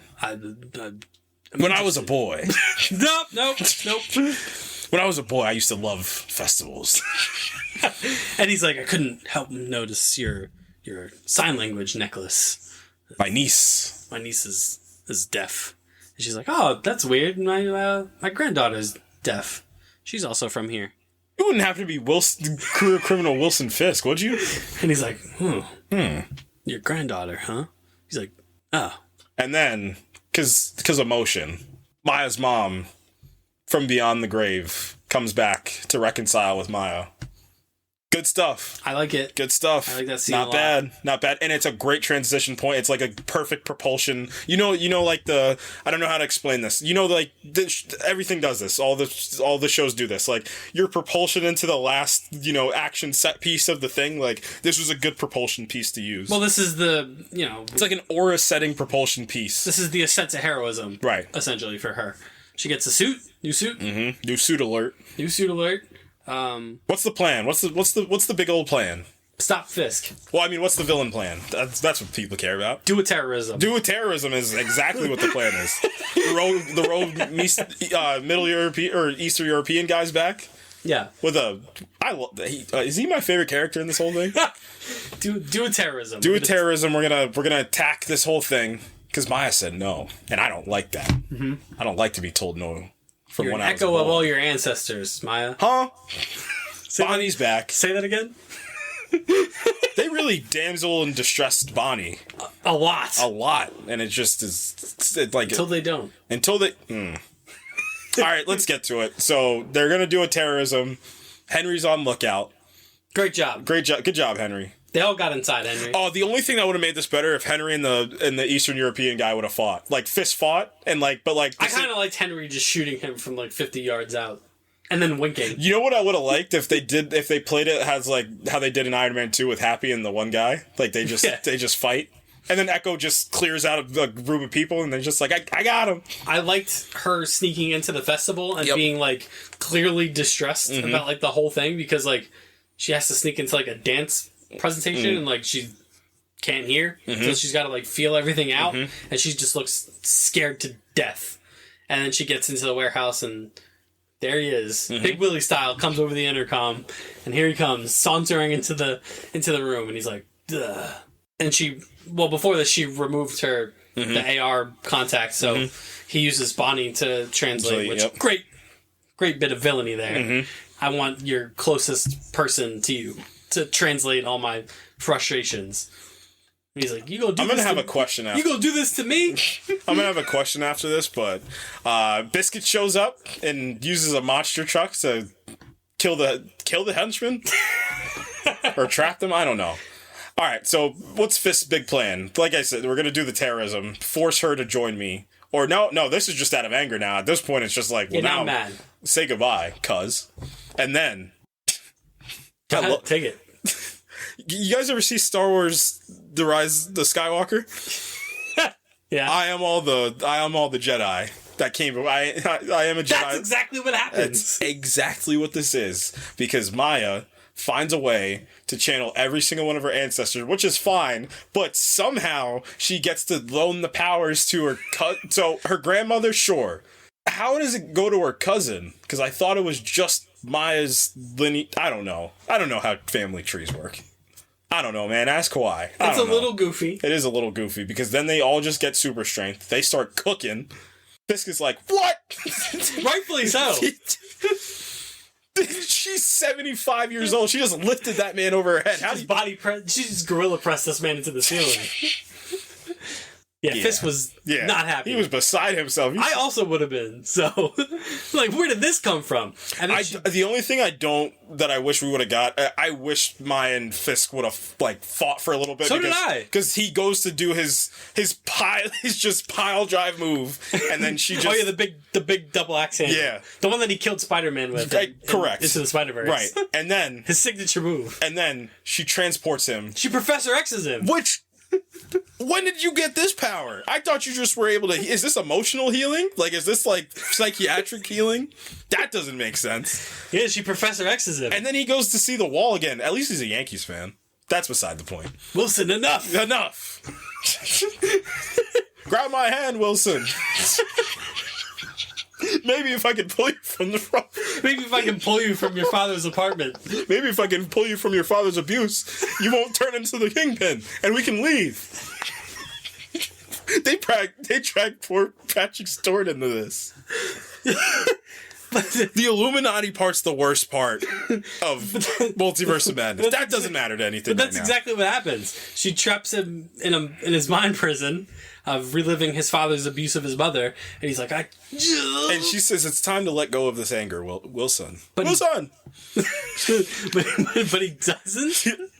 He's just freaking out. Yeah, he's freaking out. Oh, the hammer's back. That was the thing. Fisk actually does this. He gives Maya the hammer earlier in the season. Be like, if you're going to kill me, use the weapon that I used to kill him. Actually, Maya, I killed my father when I was a boy. And then she leaves Fisk mind prison. He's like, what did you do? What did you do? So nothing changed? Is he just the same Fisk? Just with a little more introspection? Yeah, like, what did that do for him?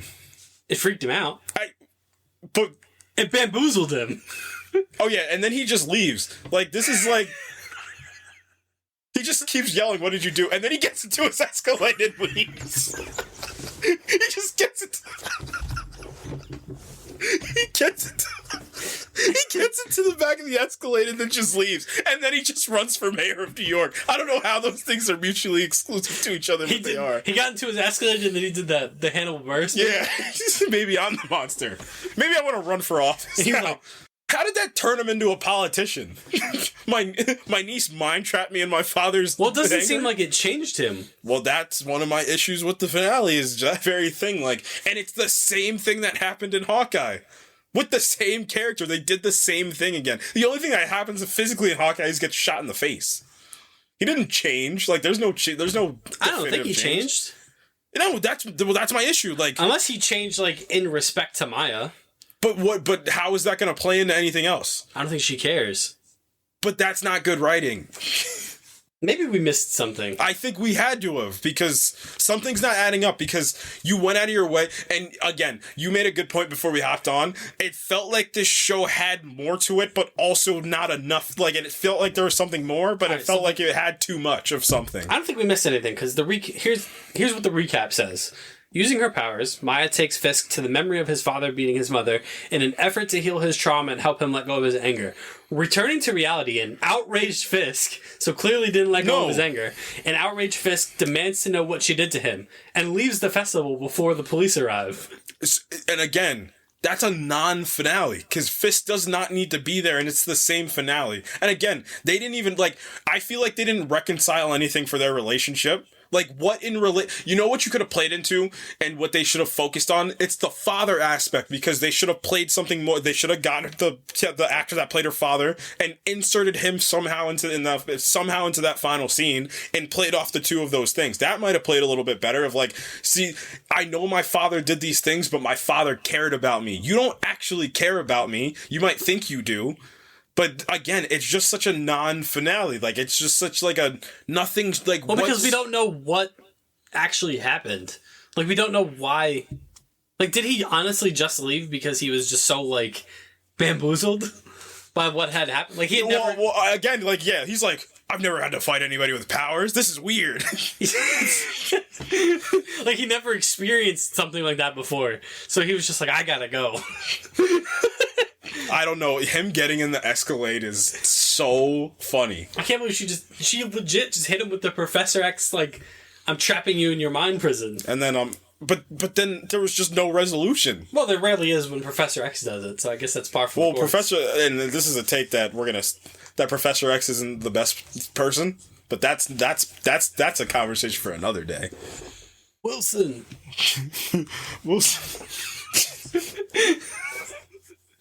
Wilson, you're better than this. But, like, he isn't? And again, it's just hilarious because, alright, post-credits, well, and Maya goes back, she has dinner with the fam. The fam. Cool. That's Echo. Anyway, the post-credit scene, Fisk is like, that experience with superpowers really made me want to run for mayor. Well, he's just watching the news. Yeah, he was watching the news, and they were like, well, the polls are showing that, somebody, they're looking for somebody that's tough. They're looking for somebody that's not afraid to speak their mind. And then Joseph Fisk's like, I'm not afraid to... They said they're looking for a real fighter. He's like, I fight. Maybe I should be mayor. I'm him. That's exactly what he should have said. He said, I can fight. I'm him. And then the season should have just ended. Kingpin will return. They're doing like a first take-esque like CNN show of like the I don't know what this is. This doesn't belong in this show. It just doesn't. It was weird, man. It's such a good post-credit scene too. It's probably one of the best post-credit scenes. It was weird. It's just, why is it here? The whole resolution was just weird. The whole thing was because it's like, no, he didn't learn anything. Nothing happened. Their relation, that was the whole core of this thing, was the relationship between Kingpin and Maya, and nothing was resolved. Unless she just thinks it was resolved. It's not like they can communicate about it. I mean, He just left. He got put in the Escalade. It was just him. He's just freaking out, and then he just goes in the Escalade and drives away. And that was it. He just left. And then he's just like, you know what I'm going to do now? I'm going to run for mayor of New York. And they just let him leave. Oh, yeah. And the police show up, and he's just gone. I don't know, man. This show was interesting. Daredevil's shaking his head right now. Yeah. You let Fisk get away? Me personally? I would also let Fisk get away. Yeah, because law, justice. That's I'm Echo. so confused. Yeah, that's Echo. What have you been doing, man? Huh? That's it. That's Echo. How do you feel about it? It was fine. I think it was. I think it was. I fine. loved her. There's just that. Oh yeah. Again, the huge wins. Aleko Cox is just a revelation as Echo. She needs to be in more stuff. I would go out of my way to get her, and I think she is going to be in Daredevil Born Again. I do think she's gonna. I hope they give her like a little arc in there, just like a little arc. 18 episodes. 18 episodes. You have to play around a little bit. We can do an Echo arc. We can do a Punisher arc again. We can do a Heroes for Hire. Maybe save that, but I do think that they're going to do a little Jessica Jones arc. We could do a Jessica Jones arc. We could do now you can actually have, not filler episodes, but you can have like these little episodes that just take place. We can bring Nobu back. Oh man, I love the fact that I would love Nobu to come back. Every time he comes back, there's like, oh no, Nobu! This guy always kicks my ass. Worse than everybody else does. Just put the knives down, Nobu. Can we fight like men? God. The swingy chains. Yeah, you're annoying me. You embarrassed me in front of Vanessa. And Karen. And Elektra. He did embarrass her in front of Elektra. We need to bring Elektra back. Find a way. I don't care how you do it. Dragon Bones. Yeah. Magical Shang-Chi. Dragon Bones? Marvel Netflix. The Defenders. What the heck was that? Okay, I got something for you. Okay. Kingpin runs for mayor. What if he runs against Luke Cage? I watched the Heroes for Hire episode, and then I fell asleep. And then when I woke up, it was the finale. And then I forgot that Luke Cage was running the club, which I'm not even joking, that might be the worst character ending in the entirety of the MCU. Biggest character assassination? Because it was literally everything that Luke Cage was against. And then remember that bit when he showed up in season 2 of Jessica Jones and was like, "Don't be like me. I had to do this. You didn't. I had to become the mob boss." Just punch the building and break it, and then it's gone. And Jessica Jones, rightly so, was like, What? What are you talking about? And he's like, "Goodbye." He does the Sailor Moon. He's like, I must depart now. And she's like, "But you didn't do anything." And then he just turns his petticoat and he leaves in his suit. I don't like it. Me neither. No bueno. What if he did run against Kingpin, though? Oh, Marvel's What If? What if he did run against Kingpin for mayor? And it's like a Succession episode? It's just a debate. Debate episode between Mike Coulter and Vincent D'Onofrio. Man. I'm Luke Cage. Dabs when he gets out there. When I was a boy. When I was a boy. He said, and Luke Cage would just like spit some alliteration or onomatopoeia. Like he would just say something very Luke Cage-esque. Method Man is the moderator. Method Man as the moderator would be great. Method Man and Stephen A. Smith. I forgot Stephen A. Smith was in Luke Cage. Todd Bowles was in Luke Cage. Todd Bowles was in Luke Cage. What was Luke Cage season 2? Luke Cage season 2 was a fever dream.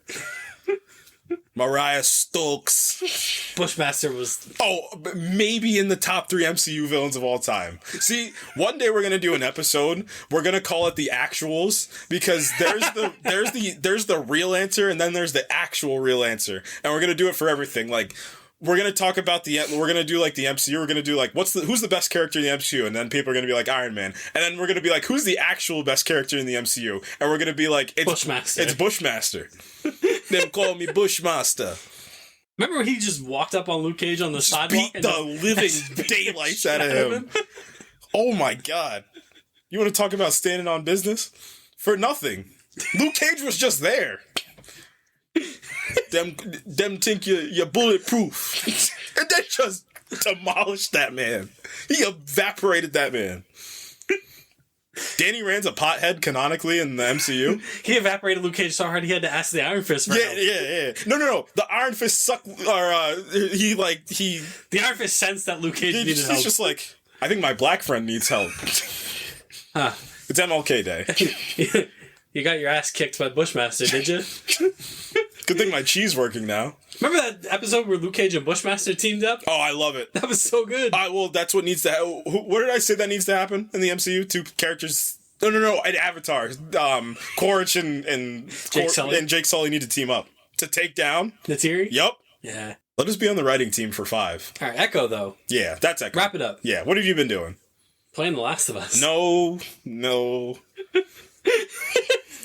I put down Baldur's Gate 3 for a while, and I'm like, well, Last of Us Part 2 is coming out. And I also will be playing The Last of Us because The Last of Us Part 2 remaster will be coming out this week. What day? Friday. It is almost here.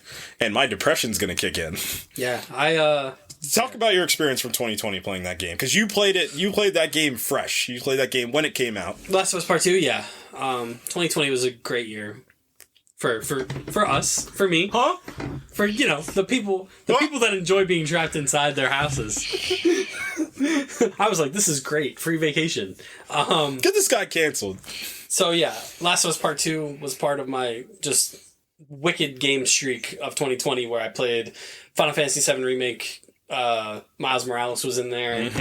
First flagship PlayStation 5, I'm here. Ghost of Tsushima was in there. Like Ghost of Tsushima.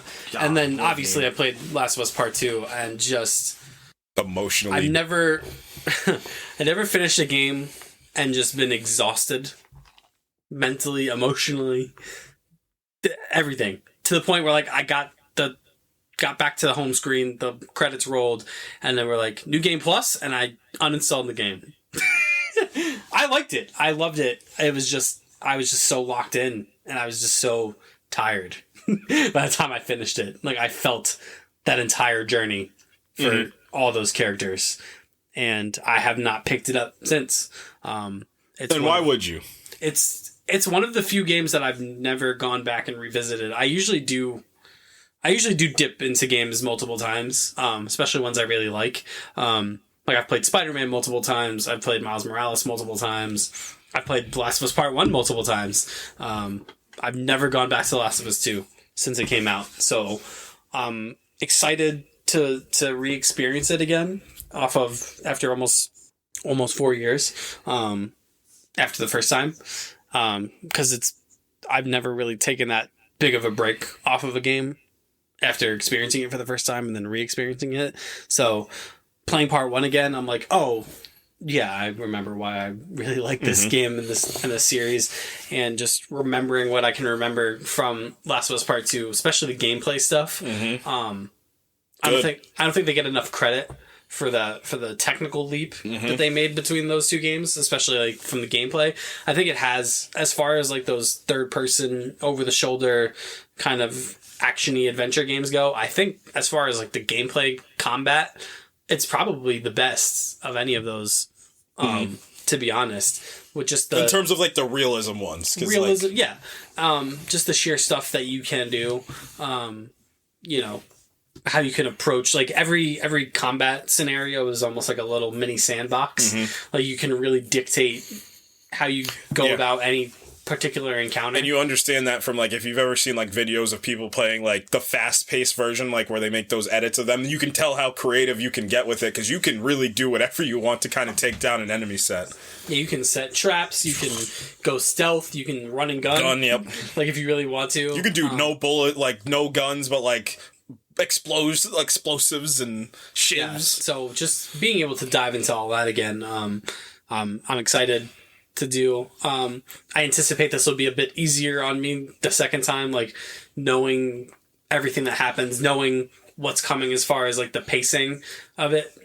Sure, that's a good point. That's being ready for the Ellie to Abby transition, where I didn't know quite how that was going to work the first time playing it, and then I got it. I figured it out. Obviously, you do the 3 days and then the 3 days. So knowing that's coming, I think it'll be a little bit easier on me the second time around. I can mentally be okay, I'm about to take over as Abby and essentially start the game over. So yeah, I'm really looking forward to Friday. I'm excited to try out the roguelite mode that they're adding, especially coming off the heels of what God of War Ragnarok did, implementing their roguelite style with the Valhalla DLC. So like, I am a big fan of these bigger IPs taking a swing at like a roguelite genre, because I think it is, when it's done well, it's probably one of the best genres in gaming because it's so addicting. I was telling you about Sifu earlier, which is a combat roguelite, like a fighting roguelite. So I love the genre, so I'm excited to give that a whirl. Excited to use different characters with the Last of Us 2 engine. Excited to use Joel with the Last of Us 2 engine. Funny enough, you know who I'm looking forward to playing as Lev. I don't know why Lev is a bit enticing. Yeah, and I know to use. What they're adding to it is basically every character. They're not just going to be skins. They're going to like each character is going to have their own kind of definitive play style. Mel's still going to be pregnant. So just looking forward to finishing Last of Us Part 1 in a couple days, and then getting ready for this week and playing Last of Us Part 2 again. I'm not looking forward one bit to playing that game, because your whole point about it's going to be easier, I think it's going to be infinitely tougher for me to play this game, because I know what's going to happen. And it's not the Joel stuff that's going to happen. It's the Ellie sitting in the water at the end of that game, and Ellie leaving Dina at the end of that game is going to emotionally demolish me by the time I play that game. I don't want to do it. I really don't, because I think that game is one of the most thought-provoking and beautiful games ever made, and I don't want to do it again, but I have to because it's my job. I'm going out there because it's my job, says Hawkeye. Yep. So this Percy Jackson show is pretty dang good. So this is my theory. I'm a little bit younger than you, so you had the prime of being a Harry Potter kid, and not movie Harry Potter kid, book Harry Potter kid.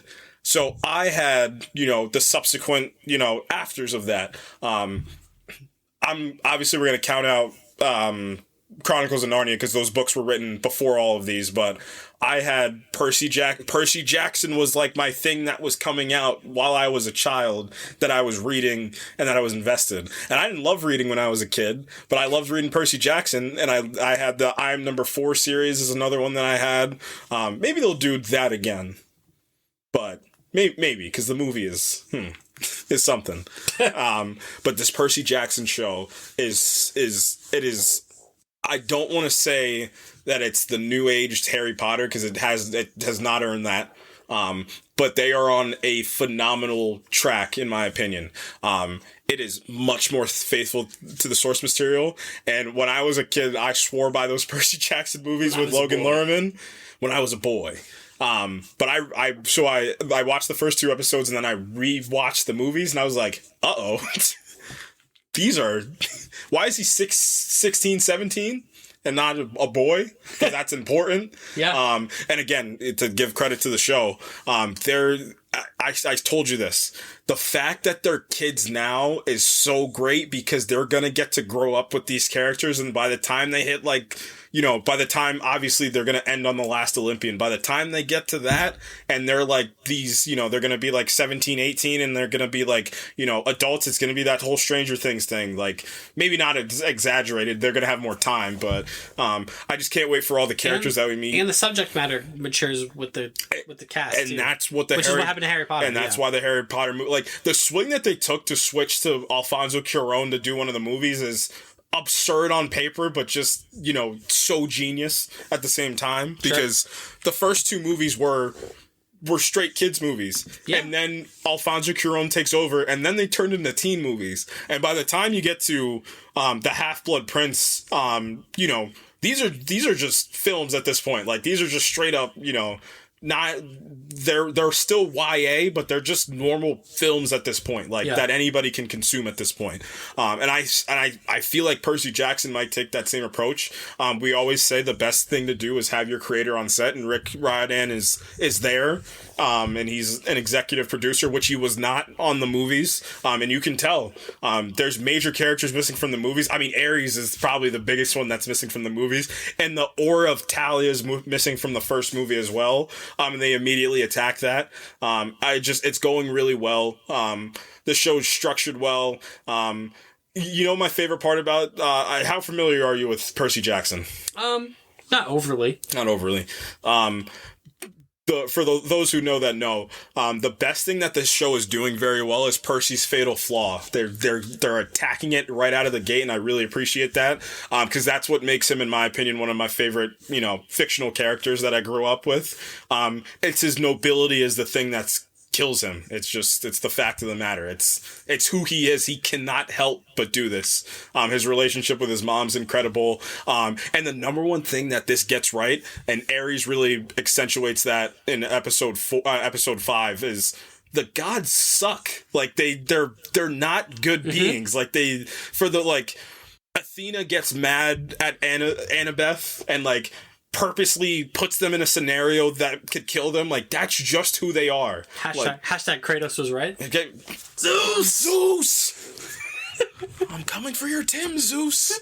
But no, this show is just, it feels correct. Like, that's it feels correct. It feels like they're on the right track. Like I said, the thing that excites me the most is the growing up with these kids and how they're going to evolve. And not only as their characters, but as actors as well too. I think that's awesome. The kid that plays Percy is maybe one of the best castings as Percy Jackson that you could ask for. We pretty much nailed when I think we knew as soon as the Adam Project came out, and then after this was the first thing that popped was just he's gonna play Percy Jackson, and I was like, yep, that makes all the sense in the world. But you can see it, and it's the little subtleties of this show that's just really incredible. I love how I love his I don't give a attitude that he has towards the gods. Like when he confronts Ares and he gets in Ares' face, and Ares is like, whoa.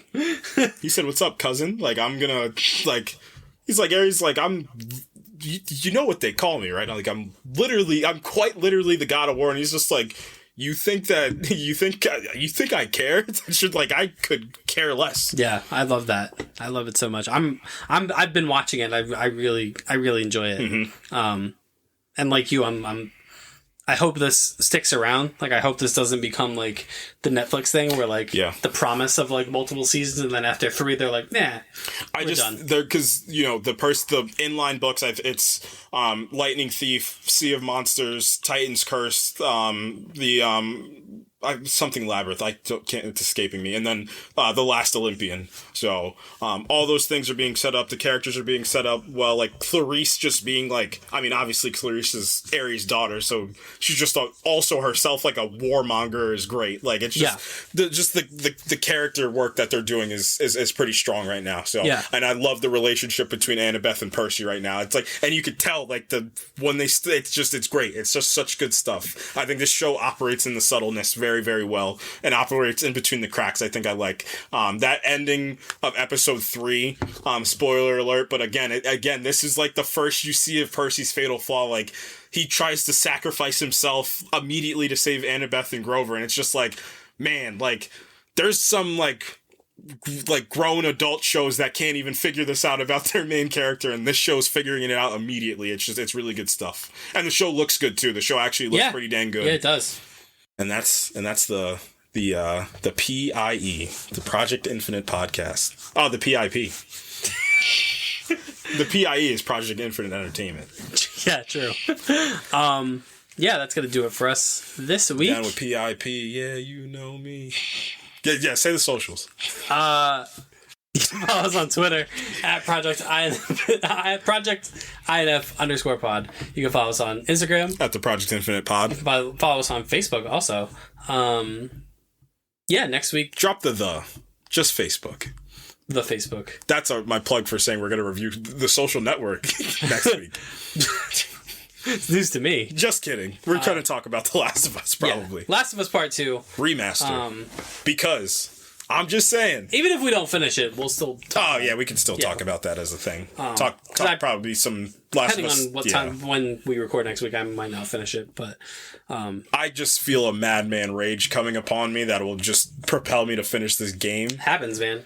And I will delete myself from society once I'm doing this. So we'll talk about we did talk about the first game last year ahead of the show. So I'm excited to talk about more about part 2.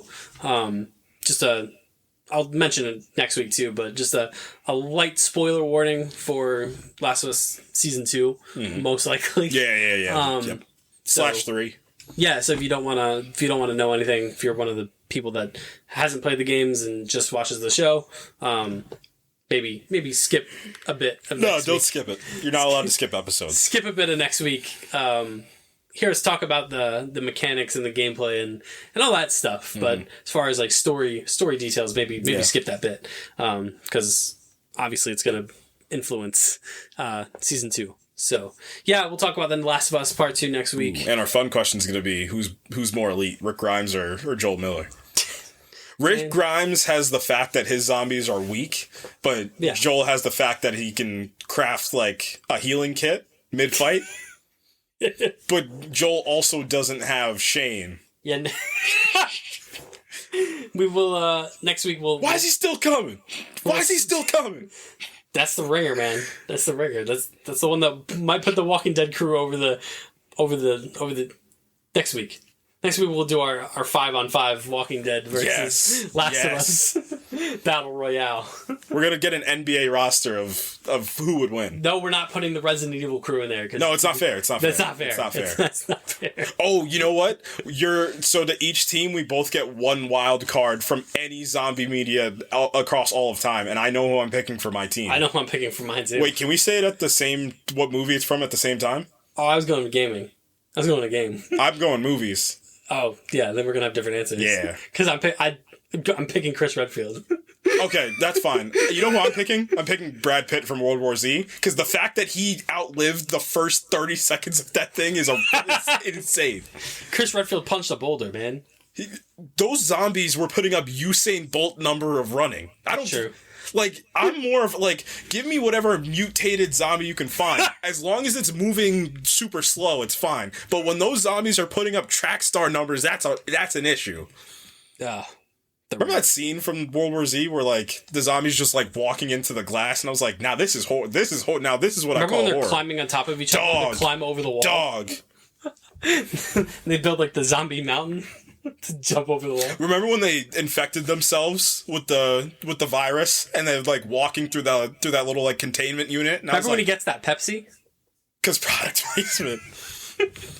Maybe that's the power he has over Chris Redfield is product placement. It could be. How do you say get out of the way in Chinese? That's my biggest issue with Transformers: Age of Extinction is product placement. Yep. And what's his name? And frickin' what's his name? That was in The Last of Us. That was in Deadpool too. In Deadpool. Friggin', you know who I'm talking about. His friend. Oh, TJ Miller. Yeah. And TJ Miller. Those are my two big problems. Bad guy, TJ Miller. We gotta go, man. Yeah, we do gotta go. Alright, guys. Next week, Last of Us Part 2. It's gonna be fun. I don't know if it'll be fun. Yeah, it'll be something. It's gonna be an episode. It'll be an episode. Alright. This is gonna be the first time I cry live on the... From me, from Careful, man. Careful, you gotta be real careful here, Fury. From the biscuits of the podcast. Oh, biscuits? Biscuits is cool, man. You could have just gave me Fisk and I would have been happy. No. Why is he getting the Escalade? He just leaves. He just left. He just said, y'all take it easy. I'm out. He didn't learn anything. He just got more trauma. Maya actually did the most evil thing a hero's done to anybody ever. She made the villain relive trauma and he just left. I don't know what that was. He just left. What did you do? What did you do? What did you do? What did she do to me? As they're ushering him out the room. What did she do? I'm telling you, it's just even funnier because he's like, you know what? I'm gonna run for a minute. It's like, okay, that's fine. Have fun. I don't know what that was. What if Daredevil finds out the reason that Fisk is running to ruin his life is because Echo showed him a childhood trauma? I don't know. Is she just going to do that to everybody now? I saw you coming from a mile away. You embarrassed me in front of Vanessa. I do like that he went for the big overhand punch. Yeah. And she was just like, intercepted.